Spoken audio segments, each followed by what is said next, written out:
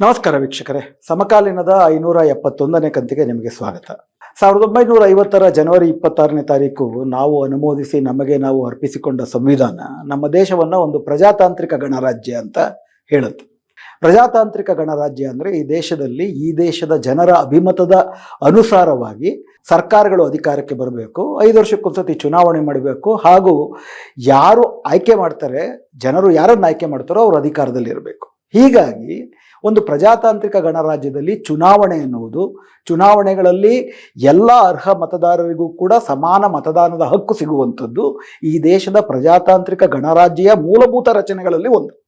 ಹೀಗಾಗಿನೇ ನಮ್ಮ ದೇಶದ ಸಂವಿಧಾನದ ಮೂಲ ರಚನೆ, basic structure of Indian constitution, ಇದರ ಬಗ್ಗೆ ತೀರ್ಪು ಕೊಟ್ಟಂಥ 1973ರ ಕೇಶವಾನಂದ ಭಾರತಿ ಪ್ರಕರಣದಲ್ಲೂ ಕೂಡ parliamentary democracy is basic structure of the constitution, ಸಂಸದೀಯ ಪ್ರಜಾತಂತ್ರ. ಸಂಸದೀಯ ಪ್ರಜಾತಂತ್ರದ ಆತ್ಮ, ಅದರ ಹೃದಯ, ಅದರ ಪ್ರಾಣವೇ ಯಾವುದಪ್ಪ ಅಂತಂದರೆ ಮತದಾನದ ಹಕ್ಕು ಪ್ರತಿಯೊಬ್ಬರಿಗೂ ಕೂಡ ಸಿಗುವಂಥದ್ದು. ಇದನ್ನು ಅಂಬೇಡ್ಕರ್ ಬಹಳ ಸ್ಪಷ್ಟವಾಗಿ ಹೇಳಿರುವುದು, ಒಬ್ಬ ವ್ಯಕ್ತಿಗೆ ಒಂದು ಓಟು, ಒಂದು ಓಟಿಗೆ ಒಂದು ಮೌಲ್ಯ. ಪ್ರತಿಯೊಬ್ಬ ವ್ಯಕ್ತಿಗೂ ಕೂಡ ಓಟಿನ ಹಕ್ಕನ್ನು ದೊರಕಿಸುವಂತೆ ಮಾಡುವಂಥದ್ದು ಭಾರತೀಯ ಪ್ರಜಾತಂತ್ರದ ಮೂಲ ಸೂತ್ರ. ಈ ಕಾರಣಕ್ಕೋಸ್ಕರನೇ ಭಾರತದಲ್ಲಿ ಚುನಾವಣಾ ಆಯೋಗವನ್ನು ಕಾನೂನಿನ ಮೂಲಕ ಮಾಡಿಲ್ಲ, ಸಂವಿಧಾನದಲ್ಲೇ ಆರ್ಟಿಕಲ್ 324ರಲ್ಲಿ ಒಂದು ಸಾಂವಿಧಾನಿಕ ಸಂಸ್ಥೆಯಾಗಿ ಚುನಾವಣಾ ಆಯೋಗವನ್ನು ಸ್ಥಾಪನೆ ಮಾಡಲಾಗಿದೆ. ಈ ಚುನಾವಣಾ ಆಯೋಗಕ್ಕೆ ವಿಶೇಷವಾಗಿ ಶಾಸನಸಭೆ ಮತ್ತು ಲೋಕಸಭೆ ಇವುಗಳ ಮತಪಟ್ಟಿಯನ್ನು ತಯಾರು ಮಾಡುವುದು, ಚುನಾವಣೆಯನ್ನು ನಡೆಸುವುದು, ನಿರ್ವಹಿಸುವುದು, ಉಸ್ತುವಾರಿ ಮಾಡುವುದು, ಮಾರ್ಗದರ್ಶನ ಮಾಡುವುದು, ಇವೆಲ್ಲದರ ಒಟ್ಟಾರೆ ಜವಾಬ್ದಾರಿಯನ್ನು ಚುನಾವಣಾ ಆಯೋಗಕ್ಕೆ ನೀಡಲಾಗಿದೆ. ಆರ್ಟಿಕಲ್ 326ರಲ್ಲಿ ಬಹಳ ಸ್ಪಷ್ಟವಾಗಿ ಚುನಾವಣಾ ಆಯೋಗಕ್ಕೆ ಕೊಟ್ಟಿರುವಂತಹ ಸಾಂವಿಧಾನಿಕ ಕರ್ತವ್ಯ ಏನಪ್ಪ ಅಂತಂದರೆ, ಯಾವ ಅರ್ಹ ಮತದಾರರನ್ನೂ ಕೂಡ ಮತದಾನದಿಂದ ಹೊರಗಿಡಬಾರದು, ಯಾವ ಅನರ್ಹ ಮತದಾರರು ಕೂಡ ಮತದಾನ ಮಾಡುವಂತೆ ನೋಡಿಕೊಳ್ಳಬೇಕು. ಅತ್ಯಂತ ಮುಖ್ಯವಾಗಿ ಯಾವ ಅರ್ಹ ಮತದಾರರು ಅದನ್ನು ನಿರ್ದಿಷ್ಟವಾಗಿ ಹೇಳಬೇಕಂದ್ರೆ, ಇವತ್ತಿನ ಸಂದರ್ಭದಲ್ಲಿ 18 ವರ್ಷ ತುಂಬಿದ ಪ್ರತಿಯೊಬ್ಬ ಭಾರತೀಯ ನಾಗರಿಕರಿಗೂ ಕೂಡ ಮತದ ಪಟ್ಟಿಯಲ್ಲಿ ಒಳಗೊಳ್ಳುವುದು ಮತ್ತು ಅವರಿಗೆ ಮತದಾನದ ಹಕ್ಕನ್ನು ಕೊಡುವಂತೆ ಮಾಡುವುದು ಚುನಾವಣಾ ಆಯೋಗದ ಕರ್ತವ್ಯ. ಚುನಾವಣಾ ಆಯೋಗವು ಒಳಗೊಂಡಂತೆ ಈ ದೇಶದ ಕಾರ್ಯಾಂಗ, ನ್ಯಾಯಾಂಗ, ಇತರ ಯಾವುದೇ ಅಂಗಗಳು ಸಂವಿಧಾನದ ಈ ಮೂಲಭೂತ ರಚನೆಗೆ ಅನುಗುಣವಾಗಿ ತಮಗೆ ಕೊಟ್ಟಿರುವ ಸಾಂವಿಧಾನಿಕ ಕರ್ತವ್ಯಗಳನ್ನು ನಿರ್ವಹಿಸಲಿಲ್ಲ ಅಂತಂದರೆ ಅವುಗಳಿಗೆ ಮಾರ್ಗದರ್ಶನ ಮಾಡುವುದು, ತಪ್ಪು ಮಾಡಿದರೆ ಶಿಕ್ಷೆ ವಿಧಿಸುವುದು ಮತ್ತು ಸರಿದಾರಿಗೆ ತರುವಂಥದ್ದು ಸುಪ್ರೀಂ ಕೋರ್ಟಿನ ಕರ್ತವ್ಯ. ಯಾಕಂದರೆ supreme court final custodian of the Indian constitution, ಭಾರತದ ಸಂವಿಧಾನದ ರಕ್ಷಕ. ಅದರಲ್ಲಿ ಅತ್ಯಂತ ಮುಖ್ಯವಾಗಿ ಆರ್ಟಿಕಲ್ 13 ಭಾರತದ ಮೂಲಭೂತ ಹಕ್ಕುಗಳನ್ನು ಏನು ಬೇಕಾದರೂ ಕಾನೂನು ಮಾಡ್ಬೋದು ಸರ್ಕಾರ, ಬೇರೆ ಯಾರು ಬೇಕಾದರೂ ಏನು ಬೇಕಾದ್ರೂ ಕಾನೂನು ಮಾಡ್ಬೋದು ಅವರಿಗಿರುವಂತಹ ವ್ಯಾಪ್ತಿನಲ್ಲಿ. ಆದರೆ ಅವು ಯಾವುದೇ ಕಾನೂನುಗಳು ಆರ್ಟಿಕಲ್ 13ರ ಪ್ರಕಾರ ಈ ಸಂವಿಧಾನ ಕೊಟ್ಟಿರುವ ಮೂಲಭೂತ ಹಕ್ಕುಗಳನ್ನು ಉಲ್ಲಂಘನೆ ಮಾಡಬಾರದು. ಮತದಾನದ ಹಕ್ಕು ಮೂಲಭೂತ ಹಕ್ಕು, ಪ್ರತಿಯೊಬ್ಬ ವ್ಯಕ್ತಿಯ ಮತದಾನದ ಹಕ್ಕು ಮೂಲಭೂತ ಹಕ್ಕು. ಆ ಮೂಲಭೂತ ಹಕ್ಕನ್ನು ಚುನಾವಣಾ ಆಯೋಗವೂ ಉಲ್ಲಂಘನೆ ಮಾಡುವಂಗಿಲ್ಲ. ಚುನಾವಣಾ ಆಯೋಗ ಉಲ್ಲಂಘನೆ ಮಾಡಿದ್ರೆ ಸುಪ್ರೀಂ ಕೋರ್ಟ್ ಅದಕ್ಕೆ ಕಡಿವಾಣ ಹಾಕಬೇಕು. ಆದರೆ ಇವತ್ತು ಪಶ್ಚಿಮ ಬಂಗಾಳದಲ್ಲಿ ಏನು SIR ಪ್ರಕ್ರಿಯೆ ನಡೀತಾ ಇದೆ, ಆ ಪ್ರಕ್ರಿಯೆ ಅನುಸಾರವಾಗಿ ನಿನ್ನೆ ಅಲ್ಲಿ 91 ಲಕ್ಷ ಜನ ಮತದಾರರನ್ನು ಹೊರಗಿಡಲಾಗಿದೆ. ಅದರ ಬಗ್ಗೆ ಇನ್ನೂ ವಿವರವಾಗಿ ಮಾತಾಡೋಣ.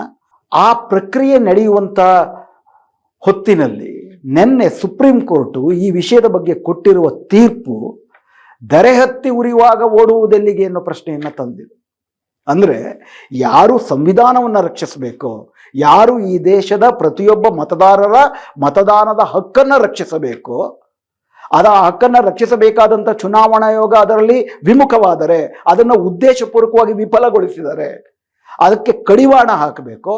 ಆ ಸುಪ್ರೀಂ ಕೋರ್ಟೇ ಖುದ್ದು ಚುನಾವಣಾ ಆಯೋಗ ನಡೆಸ್ತಿರುವಂತಹ SIR ಪ್ರಕ್ರಿಯೆಯಲ್ಲಿ ಅಂತಿಮವಾಗಿ ಅದಕ್ಕೆ ಮೇಲ್ಮನವಿ ಎಲ್ಲ ಪ್ರಕ್ರಿಯೆಗಳು ಇರ್ತವೆ. ಮೇಲ್ಮನವಿ ಮಾಡುವಕ್ಕೆ ಅವಕಾಶ ಇಲ್ದಿರ ಮತದಾನನ ಕೆಲವು ವ್ಯಕ್ತಿಗಳು ತಪ್ಪಿಸಿಕೊಂಡರೆ, ಈ ಸತಿ ಚುನಾವಣೆಯಲ್ಲಿ ಮತದಾನ ಹೋಗ್ಲಿ ಪರವಾಗಿಲ್ಲ, ಮುಂದಿನ ಸತಿ ಕೊಡ್ತೀವಿ ಅಂತೇಳಿ ಮತದಾನದ ಹಕ್ಕನ್ನು ಚುನಾವಣಾ ಆಯೋಗ ಏನು ನಿರಾಕರಿಸ್ತಿದೆ ಅದನ್ನು ಪರೋಕ್ಷವಾಗಿ ಎತ್ತಿಡದೆ, ಪರೋಕ್ಷವೇನು ಪ್ರತ್ಯಕ್ಷವಾಗಿ ಎತ್ತಿಡಿದು ಚುನಾವಣಾ ಆಯೋಗದ ಸಂವಿಧಾನ ವಿರೋಧಿ ನಡೆಯನ್ನು ಹಾಗೂ ಚುನಾವಣಾ ಆಯೋಗ ಮೋದಿ ಸರ್ಕಾರದ ಅಗತ್ಯಕ್ಕಾಗಿ, ಅನುಕೂಲಕ್ಕಾಗಿ ನಡೆಸ್ತಿರುವಂತಹ SIR ಪ್ರಕ್ರಿಯೆಗೆ ಸಂಪೂರ್ಣ ರಕ್ಷಣೆಯನ್ನು ಕೊಟ್ಟಿದೆ. ಹೀಗಾಗಿ ಇವತ್ತು ಭಾರತದ ಜನ ಎದುರಿಸ್ತಿರುವ ಪ್ರಶ್ನೆ, ಸುಪ್ರೀಂ ಕೋರ್ಟು SIR ಪ್ರಕ್ರಿಯೆಯಲ್ಲಿ ರಕ್ಷಿಸ್ತಿರೋದು ಸಂವಿಧಾನವನ್ನು ಅಥವಾ BJPಯ ಹಿತಾಸಕ್ತಿಯನ್ನು ಅನ್ನುವ ಪ್ರಶ್ನೆ ಎದ್ದು ಬರುತ್ತೆ. ಮೊದಲು ಪಶ್ಚಿಮ ಬಂಗಾಳದಲ್ಲಿ ಏನಾಗಿದೆ ನೋಡೋಣ.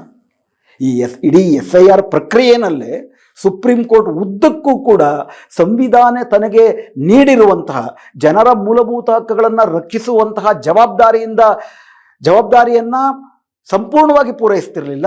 ಈಗಂತೂ ಹೆಚ್ಚು ಕಡಿಮೆ ಅದಕ್ಕೆ ತದ್ವಿರುದ್ಧವಾಗಿ ಜನರ ಹಕ್ಕಿಗಿಂತ ಜಾಸ್ತಿ ಮೋದಿ ಸರ್ವಾಧಿಕಾರದ ಹಿತಾಸಕ್ತಿಯನ್ನು ರಕ್ಷಿಸುವ ಕಡೆಗೆ ಹೋಗ್ತಿರೋದು ನಮಗೆ ಕಂಡು ಬರುತ್ತೆ. ಪಶ್ಚಿಮ ಬಂಗಾಳದ್ದು ಮೊದಲು ನೋಡೋಣ. ಈ SIR ಪ್ರಕ್ರಿಯೆಯಲ್ಲಿ ಈಗಾಗಲೇ ನಾವು ಸಾಕಷ್ಟು ಸತಿ ಅದರ ಬಗ್ಗೆ ಎಪಿಸೋಡ್ಗಳನ್ನ ಮಾಡಿದ್ದೀವಿ, ತಮಗೆ ಗೊತ್ತಿರುತ್ತೆ. SIR ಅಂದರೆ special intensive revision of voter list, ಅಂದರೆ ಮತಪಟ್ಟಿಯ ವಿಶೇಷ ತೀವ್ರ ಪರಿಷ್ಕರಣೆ ಅಂತೇಳಿ. ಅದು ಕೂಡ ನಮ್ಮ ಸಂವಿಧಾನದಲ್ಲಿ ಇರಲಿಲ್ಲ, ಇದ್ರ ಬಗ್ಗೆ ಆಮೇಲೆ ಮಾತಾಡೋಣಂತೆ. ಆ ಪ್ರಕ್ರಿಯೆಯ ಭಾಗವಾಗಿ ಮ್ಯಾಪಿಂಗ್ ಅಂತ ಮಾಡ್ತಾರೆ. 2002ರಲ್ಲಿ ಅವರ ಪ್ರಕಾರ ಒಂದು ಸ್ಪೆಷಲ್ ಇಂಟೆನ್ಸಿವ್ ರಿವಿಷನ್ ನಡೀತು ಅಂತ ಹೇಳ್ತಾರೆ. ಆಗ ನಡೆದದ್ದು ಸ್ಪೆಷಲ್ ಇಂಟೆನ್ಸಿವ್ ರಿವಿಷನ್ ಅಲ್ಲ, ಅದ್ರ ಬಗ್ಗೆನೂ ಮಾತಾಡೋಣ. ಸ್ಪೆಷಲ್ ಇಂಟೆನ್ಸಿವ್ ರಿವಿಷನ್ ಈ ದೇಶದಲ್ಲಿ ನಡೀತಿರೋದೇ ಇದೆ. ಮೊದಲು 2002ರಲ್ಲಿ ನಡೆದದ್ದು intensive revision of special nature. ಅದರಲ್ಲೂ ಈ SIRನಲ್ಲಿ ಏನು ಪ್ರಶ್ನೆಗಳನ್ನ ಕೇಳಲಾಗ್ತಿದೆ, ಏನಕ್ಕೋಸ್ಕರ ಮಾಡಲಾಗ್ತಿದೆ, ಅದು ಯಾವ ಉದ್ದೇಶಗಳು ಕೂಡ ಇದುವರೆ ತನಕ ನಡೆದಂಥ ಯಾವುದೇ ರಿವಿಷನ್ಗಳಲ್ಲಿ ಇರಲಿಲ್ಲ. ಆದರೂ ಅವರು ಸ್ಪೆಷಲ್ ಇಂಟೆನ್ಸಿವ್ ರಿವಿಷನ್ ಆಗಲೂ ನಾವು ಮಾಡ್ತಿದ್ವಿ. 2002ರ ನಂತರದಲ್ಲಿ 2003ರಲ್ಲಿ ನಾಗರಿಕತ್ವ ತಿದ್ದುಪಡಿ ಕಾಯ್ದೆಯನ್ನು ರಚಿಸಲಾಯಿತು. ಆ ನಾಗರಿಕತ್ವ ತಿದ್ದುಪಡಿ ಕಾಯ್ದೆಯ ಪ್ರಕಾರ ಇದುವರ ತನಕ ಯಾವ ನಾಗರಿಕರು ನಾವು ಈ ದೇಶದ ನಾಗರಿಕ ಅಂತ ಸೆಲ್ಫ್ ಡಿಕ್ಲರೇಷನ್ ಮಾಡ್ಕೊಳ್ತಿದ್ರು, ಇನ್ನು ಮುಂದೆ ಆ ಸೆಲ್ಫ್ ಡಿಕ್ಲರೇಷನ್ ಒಪ್ಪದಿರ ಹಲವಾರು ಅಗ್ನಿ ಪರೀಕ್ಷೆಗಳನ್ನು ಹಾದು ಹೋಗ್ಬೇಕಾಗಿ ಬಂತು. ಅದರಲ್ಲಿ ವಿಶೇಷವಾಗಿ ಅದೇನೇ NPR NRC ಅಂತಲೂ ಕೂಡ ನಾವು ಈಗಾಗಲೇ ಹಲವಾರು ಸತಿ ಮಾತಾಡಿದ್ದೀವಿ ಅದು ವಿಷಯಗಳ ಬಗ್ಗೆ. 11 ದಾಖಲೆಗಳಲ್ಲಿ 1 ದಾಖಲೆಗಳನ್ನು ಕೊಟ್ಟು ಈ ದೇಶದ ಪ್ರತಿಯೊಬ್ಬ ಭಾರತೀಯರು ಕೂಡ ತಾನು ಭಾರತೀಯ ಅಂತ ಸಾಬೀತು ಮಾಡ್ಕೋಬೇಕು. ಯಾರು 11 ದಾಖಲೆಗಳಲ್ಲಿ 1 ದಾಖಲೆಯನ್ನು ಕೊಡಲು ವಿಫಲರಾಗ್ತಾರೋ, ದಾಖಲೆ ಕೊಡಲಿಲ್ಲ ಅನ್ನೋ ಏಕೈಕ ಕಾರಣಕ್ಕೆ ಅವರು ಭಾರತೀಯ ನಾಗರಿಕತ್ವದಿಂದ ವಂಚಿತರಾಗ್ತಾರೆ. ಇದು SIRನ ಸಾರ. ಅವರು ಭಾರತೀಯ ನಾಗರಿಕರಲ್ಲ, ಆದ್ರಿಂದ ಸಾಬೀತು ಮಾಡ್ಕೊಳ್ಳಿಲ್ಲ, ಆದ್ರಿಂದ ಅವರು ಮತದಾನವನ್ನು ಮಾಡುವ ಹಕ್ಕಿರೋದಿಲ್ಲ, ಆದ್ರಿಂದ ಮತಪಟ್ಟಿಯಿಂದ ಹೊರಗಿಡ್ತಾರೆ. ಕರಾಲರಿ ಏನಪ್ಪಾ ಅಂತಂದ್ರೆ SIR ಇಂದ ಹೊರಗಿಡ್ತಾರೆ ಅಂದ್ರೆ ಅದಕ್ಕೆ ಕಾರಣವೇ ಏನಪ್ಪಾ ಅಂದ್ರೆ ನಾಗರಿಕತ್ವ ಸಾಬೀತು ಮಾಡಲಿಲ್ಲ ಅಂತ. ಅರ್ಥಾತ್ ಏನಪ್ಪಾ ಅಂದ್ರೆ ನಾವು ನಾಗರಿಕರಲ್ಲ ಅಂತ. ಸೊ ಹೀಗಾಗಿ ಇದು ಕೇವಲ ಮತಪಟ್ಟಿ ಪರಿಷ್ಕರಣೆ ಅಲ್ಲ SIR, ಇದು ನಾಗರಿಕತ್ವ ಪರಿಶೀಲನೆ ಮತ್ತು ನಾಗರಿಕತ್ವದ ನಿರ್ಣಯ ಎರಡೂ ಕೂಡ ಮಾಡ್ತಾ ಇದ್ದಾರೆ. ಇದ್ರ ಬಗ್ಗೆನೂ ಕೂಡ ಮುಂದೆ ಮಾತಾಡೋಣ. ವೆಸ್ಟ್ ಬೆಂಗಾಲ್ನಲ್ಲಿ, ಪಶ್ಚಿಮ ಬಂಗಾಳದಲ್ಲಿ ಈ ಮ್ಯಾಪಿಂಗ್ ಪ್ರಕ್ರಿಯೆಯಲ್ಲಿ ಮಾಡಿ ಅದಾದ ನಂತರ SIRನ ಮೊದಲನೇದಲ್ಲಿ ಏನು 2 ಎನ್ಯೂಮರೇಷನ್ ಫಾರಮ್ ಕೊಡ್ತಾರೆ, ಅದರಲ್ಲಿ ನಮ್ಮ ವಿವರಗಳನ್ನು ತುಂಬಿ 87ಕ್ಕೆ ಮುಂಚೆ ಹುಟ್ಟಿದರೆ ನಮ್ಮ date of birth, place of birth ಮಾತ್ರ ಕೊಟ್ಟು, 87ರ ನಂತರ 2004ರ ಮಧ್ಯೆ ಹುಟ್ಟಿದರೆ ನಾನು ಈ ದೇಶದ ಭಾರತೀಯ ಮಾತ್ರ ಅಲ್ದಿರ ನಮ್ಮ ತಂದೆ ತಾಯಿಗಳಲ್ಲಿ ಒಬ್ಬರು ಈ ದೇಶದ ಭಾರತೀಯರು ಅಂತ ಸಾಬೀತು ಮಾಡುವುದಕ್ಕೆ ಬೇಕಾಗಿರುವ ಅವರ ಜನ್ಮ ದಿನಾಂಕ ಮತ್ತು ಹುಟ್ಟಿದ ಸ್ಥಳದ ದಾಖಲೆ, ಹಾಗೂ 2004ರ ನಂತರ ಹುಟ್ಟಿದರೆ ನಾನು ನಮ್ಮ ಅಪ್ಪ ಅಮ್ಮ ಇಬ್ಬರು 3 ಜನರು ಕೂಡ ಎಲ್ಲಿ ಮತ್ತು ಯಾವಾಗ ಹುಟ್ಟಿದ್ವಿ ಅಂತ ಕೊಡುವಂತಹ ದಾಖಲೆಗಳು. ಆ ದಾಖಲೆಗಳು ನಾವು ಕೊಡುವ ದಾಖಲೆಗಳಲ್ಲ, ಅವರು ನಿಗದಿಪಡಿಸಿರುವ 11 ದಾಖಲೆಗಳಲ್ಲಿ ಒಂದನ್ನು ಕೊಟ್ಟು ಸಾಬೀತು ಮಾಡ್ಕೋಬೇಕು. ಇದು ಮೊದಲನೇ ಪ್ರಕ್ರಿಯೆ. ಯಾರ್ಯಾರು ಕೊಡಲಿಲ್ಲ ಅವ್ರದ್ದು ಲಿಸ್ಟು ಅನೌನ್ಸ್ ಆಗುತ್ತೆ. ಯಾರು ಮ್ಯಾಪ್ ಆಗಲಿಲ್ಲ, ಯಾರು ನಾಗರಿಕರು ಅಂತ ಸಾಬೀತು ಮಾಡ್ಕೊಳ್ಳೋಕೆ ದಾಖಲೆ ಕೊಡಲಿಲ್ಲ, ಅವ್ರನ್ನ ಹೊರಗಿಟ್ಟು ಮೊದಲ ಕರಡು ಪಟ್ಟಿ ಅನೌನ್ಸ್ ಆಗುತ್ತೆ. ಆ ಥರ 58 ಲಕ್ಷ, ಅಂದಾಜು 60 ಲಕ್ಷ ಜನರನ್ನ ಮ್ಯಾಪಿಂಗ್ ಪಟ್ಟಿಯಿಂದ ಹೊರಗಿಟ್ಟಿದ್ರು. ಮ್ಯಾಪಿಂಗ್ ಆದ ನಂತರದ ಹಂತದಲ್ಲಿ ಆಕ್ಷೇಪಣೆ ಮತ್ತು ಹಕ್ಕು ಸ್ಥಾಪನೆಯ ಹಂತ ಇರ್ತದೆ, ಕ್ಲೈಮ್ಸ್ ಅಂಡ್ ಅಬ್ಜೆಕ್ಷನ್ಸ್ ಅಂತ. ಆ ಹಂತದಲ್ಲಿ ಮತ್ತೆ ಇಲ್ಲ ನಾವು ಕೊಟ್ಟಿದ್ದೀವಿ ನೋಡಿ, ನಮ್ಮ ಹತ್ರ ಈ ದಾಖಲೆಗಳಿದೆ ಅಂತ ಮಾಡಬೇಕು. ಆದರೆ ಪಶ್ಚಿಮ ಬಂಗಾಳದಲ್ಲಿ ವಿಶೇಷವಾಗಿ ಇನ್ನೊಂದು ಹೊಸದೊಂದು ಮಾರ್ಗಸೂಚಿಯನ್ನು ಚುನಾವಣಾ ಆಯೋಗ ಈ ಹಿಂದೆ ಯಾವತ್ತೂ ಅನುಸರಿಸಿದ್ದನ್ನು ಅನುಸರಿಸ್ಬಿಡ್ತು. ಅದೇನಪ್ಪ ಅಂತಂದರೆ, ವಿಶೇಷವಾಗಿ ನಿಮಗೆ ಗೊತ್ತಿರೋ ಹಾಗೆ ಪಶ್ಚಿಮ ಬಂಗಾಳದಲ್ಲಿ 34% ಮುಸ್ಲಿಮರ ಜನಸಂಖ್ಯೆ ಇದೆ. ಚುನಾವಣಾ ಆಯೋಗ ಮತ್ತು BJPಯ ಅಂದಾಜು ಏನಿತ್ತಪ್ಪ ಅಂತಂದರೆ ಮುಸ್ಲಿಮರು ಹೆಚ್ಚು ದಾಖಲೆಗಳನ್ನು ಕೊಡುವುದಕ್ಕೆ ಸಾಧ್ಯ ಆಗೋದಿಲ್ಲ, ಆದ್ದರಿಂದ ಮ್ಯಾಪಿಂಗ್ ಹಂತದಲ್ಲೇ ಸುಮಾರಷ್ಟು ಜನ ಮುಸ್ಲಿಮರು ಹೊರಗುಳಿದು ಬಿಡ್ಬೋದು ಅಂತ ನಿರೀಕ್ಷೆ ಮಾಡಿದ್ರು. ಆದರೆ NRCಯಲ್ಲಿ ಪಡೆದ ಪಟ್ಟು ಇವೆಲ್ಲವೂ ಕೂಡ ಗೊತ್ತಿರೋದ್ರಿಂದ ಮುಸ್ಲಿಂ ಜನಸಂಖ್ಯೆ ಜಾಸ್ತಿ ಇರುವಂತಹ ಜಿಲ್ಲೆಗಳಲ್ಲಿ ಮ್ಯಾಪಿಂಗ್ ಯಶಸ್ವಿ ಆಯಿತು. ಆದಿವಾಸಿಗಳು ಜಾಸ್ತಿ ಇರುವಂತಹ ಜಿಲ್ಲೆಗಳಲ್ಲಿ, ಉದಾಹರಣೆಗೆ ಪೂರ್ವ ಬಂಗಾಳ ಅಥವಾ ಏನು ಈಸ್ಟ್ ಪಾಕಿಸ್ತಾನ ಅಂತ ಕರೆದ್ರು, ಅದಾದಮೇಲೆ ಯಾರು ಏನಿವತ್ತು ಬಾಂಗ್ಲಾದೇಶ ಅಂತ ಕರೀತಾರೆ, ಅದರಿಂದ 1950ರ ದಶಕಗಳಲ್ಲೇ ಭಾರತಕ್ಕೆ ಬಂದಂಥ ಮತುವಾ ಆದಿವಾಸಿಗಳು ಮತ್ತು ನಾಮಶೂದ್ರ ದಲಿತರು, ಇವರುಗಳ ಬಳಿ ಇವರುಗಳ ಬಳಿ ದಾಖಲೆಗಳಿರಲಿಲ್ಲ. ಇನ್ಫ್ಯಾಕ್ಟ್ ಅವರು ಕೂಡ ಹೆಚ್ಚಿನ ಮಟ್ಟದಲ್ಲಿ ಈ ಒಂದು ದಾಖಲೆಗಳು ಕೊಡಲಾಗದೆ ಮ್ಯಾಪಿಂಗ್ ಆಗಲಿಲ್ಲ. ಮ್ಯಾಪಿಂಗ್ ಹೆಚ್ಚು ಆದಂಥ ಜಿಲ್ಲೆಗಳು ಯಾವುದಪ್ಪ ಅಂದರೆ ಮುಸ್ಲಿಂ ಜನಸಂಖ್ಯೆಗಳು ಜಾಸ್ತಿ ಇದ್ದಂಥ ಜಿಲ್ಲೆ. ಇದು ಮುಸ್ಲಿಮರಿಗೆ ಒಂದು ನಿಟ್ಟುಸಿರನ್ನು ತರಬೇಕಾಗಿತ್ತು. ಆದರೆ ಮ್ಯಾಪಿಂಗ್ನ ಉದ್ದೇಶವೇ, ಚುನಾವಣಾ ಆಯೋಗದ ಉದ್ದೇಶವೇ, ಬಿಜೆಪಿಯ ಉದ್ದೇಶವೇ ಪ್ರಧಾನವಾಗಿ ಮುಸ್ಲಿಮರು TMCಗೆ ವೋಟ್ ಹಾಕ್ತಾರಾದ್ರಿಂದ ಪಶ್ಚಿಮ ಬಂಗಾಳದಲ್ಲಿ ಅವರನ್ನು ಹೊರಗಿಡುವುದು ಇದರ ಪ್ರಧಾನವಾದಂಥ ಉದ್ದೇಶ ಆಗಿತ್ತು. ಹೀಗಾಗಿ ಏನು ಮಾಡಿದ್ರು, ಇದ್ದಕ್ಕಿದ್ದಾಗೆ ಹೊಸದಾಗಿ 2 ಅಗ್ನಿ ಪರೀಕ್ಷೆಯನ್ನು ಅಲ್ಲಿಯ ಜನರಿಗೆ ಒಡ್ಡಿದ್ರು. ಅದನ್ನು ಲಾಜಿಕಲ್ ಡಿಸ್ಕ್ರಿಪಿಯನ್ಸಿ ಅಂತ ಕರೆದ್ರು. ಅಂದರೆ ನೀವು ಕೊಟ್ಟಿರುವ ದಾಖಲೆಗಳು ತಾರ್ಕಿಕವಾಗಿ ಹೊಂದಾಣಿಕೆ ಆಗ್ತಾ ಇಲ್ಲ. ಅದಕ್ಕೆ ಹಲವಾರು 3-4 ಅಸಂಬದ್ಧವಾದಂಥ ಕೆಲವು ಷರತ್ತುಗಳನ್ನ ಇಟ್ಟರು. ಉದಾಹರಣೆಗೆ ನಿಮ್ಮ ಹೆಸರು ಮಾತ್ರ ಅಲ್ಲ, ನಿಮ್ಮ ಅಪ್ಪ ಅಮ್ಮನ ಸ್ಪೆಲ್ಲಿಂಗ್ಗಳು ಕೂಡ ಇರಬೇಕು. ಆ ಸ್ಪೆಲ್ಲಿಂಗ್ಗಳು ಎಲ್ಲವೂ ಬೆಂಗಾಲಿನಲ್ಲಿತ್ತು. ಬೆಂಗಾಲಿಯಿಂದ ಇಂಗ್ಲೀಷ್ಗೆ 2025ರಲ್ಲಿ ತರ್ಜುಮೆ ಮಾಡಬೇಕಾದ್ರೆ ಆರ್ಟಿಫಿಷಿಯಲ್ ಇಂಟೆಲಿಜೆನ್ಸ್ನ ಬಳಸಿದ್ರು. ಆರ್ಟಿಫಿಷಿಯಲ್ ಇಂಟೆಲಿಜೆನ್ಸ್ಗೆ ರಾಯ್ ಮತ್ತು ರೇ, ROY ರಾಯ್, RAY ರೇ, ಮುಸ್ತಫಾ ಅನ್ನೋದಕ್ಕೆ ST ಹೆಚ್ಚೇನ ST ಏನ, ಈ ಥರದ ಯಾವ ಸಹಜ ವ್ಯತ್ಯಾಸಗಳನ್ನು ಕೂಡ ಗಣನೆಗೆ ತೆಗೆದುಕೊಳ್ಳದಿರ ಅಲ್ಪ ಸ್ವಲ್ಪ ಸ್ಪೆಲ್ಲಿಂಗ್ ಮಿಸ್ಟೇಕ್ ಆದರೂ ಕೂಡ ಅವರೆಲ್ಲರಿಗೂ ಕೂಡ ಇದು ಲಾಜಿಕಲ್ ಡಿಸ್ಕ್ರಿಪಿಯನ್ಸಿ, ಹೊಂದಾಣಿಕೆ ಆಗ್ತಿಲ್ಲ ಅಂತ ನೋಟಿಸ್ಗಳನ್ನ ಕಳಿಸಿದ್ರು. ಅಷ್ಟು ಮಾತ್ರ ಅಲ್ದಿರ ಈಗ ಹೊಸದಾಗಿ ಇನ್ನೊಂದೇನು ಸೇರಿಸಿದ್ರು ಅಂತಂದರೆ, ಯಾರ ಹೆಸರುಗಳು 2002ರ ಪಟ್ಟಿನಲ್ಲಿರೋದಿಲ್ಲ ಅವ್ರ ಅಪ್ಪ ಅಮ್ಮಂದ್ರ ಹೆಸರಿದ್ರೆ ನೀವು ಮ್ಯಾಪಿಂಗ್ ಆಗ್ತೀರಾ ಅಂತಂದ್ರು. ಆದರೆ ಈಗ ಹೊಸದಾಗಿ ಏನು ಹೇಳಿದ್ರು, 6 ಜನಕ್ಕಿಂತ ಜಾಸ್ತಿ ಜನರು ಒಬ್ಬ ಅಪ್ಪನ ಹೆಸರನ್ನೇ ಹೇಳಿದ್ರೆ, ಒಬ್ಬ ಅಮ್ಮನ ಹೆಸರು ಹೇಳಿದ್ರೆ ಅದು ಅನುಮಾನಾಸ್ಪದ. ಅಂದರೆ 6ಕ್ಕಿಂತ ಜಾಸ್ತಿ ಮಕ್ಕಳು ಇರುವುದೇ ಭಾರತೀಯರು ಅಂತ ಕರೆಯುವುದಕ್ಕೆ ಅನುಮಾನಾಸ್ಪದ ಅಂತ ನೋಟಿಸ್ ಕೊಟ್ಟರು. ಅಷ್ಟು ಮಾತ್ರ ಅಲ್ಲ, ನಿಮಗೂ ನಿಮ್ಮ ತಾಯಿಗೂ ನಡುವಿನ ವಯೋ ವ್ಯತ್ಯಾಸ 15ಕ್ಕಿಂತ ಕಡಿಮೆ ಇದ್ದರೆ, ನಿಮ್ಮ ತಾಯಿಗೂ ನಿಮಗೂ ಇರುವಂಥ ವಯಸ್ಸಿನ ವ್ಯತ್ಯಾಸ 15ಕ್ಕಿಂತ ಕಡಿಮೆ ಇದ್ದರೆ ಅದು ಅನುಮಾನ ಅಂದರು. ಈ ಪ್ರಕ್ರಿಯೆಯಲ್ಲಿ ಈಗಾಗಲೇ ನಾವು ಚರ್ಚೆ ಮಾಡಿರೋ ಹಾಗೆ ಅಮರ್ತ್ಯ ಸೇನ್ ಅಂತ ಈ ದೇಶಕ್ಕೆ ನೊಬೆಲ್ ಪ್ರಶಸ್ತಿ ತಂದುಕೊಟ್ಟಂಥ ಅರ್ಥಶಾಸ್ತ್ರ ವಿದ್ವಾಂಸರಿಗೂ ಕೂಡ ಕಳಿಸ್ಕೊಟ್ರು. ಅವ್ರಿಗೆ ಇವತ್ತು 90 ವರ್ಷ, ನಿಮಗೂ ನಿಮ್ಮ ತಾಯಿಗೂ 15 ವರ್ಷಕ್ಕಿಂತ ವಯಸ್ಸು ಕಡಿಮೆ ಇದೆ, ನಿಮ್ಮನ್ನು ಹೆಂಗೆ ನಾವು ಭಾರತೀಯರು ನಂಬೋದು ಅಂತ. ಇದು ಯಾವ ರಾಜ್ಯಗಳಲ್ಲೂ ಇರಲಿಲ್ಲ. ವಿಶೇಷವಾಗಿ ಪಶ್ಚಿಮ ಬಂಗಾಳಕ್ಕೆ ಚುನಾವಣಾ ಆಯೋಗ ಯೋಜಿಸಿದಂಥ ಒಂದು ಹೊಸ ಸೂತ್ರ.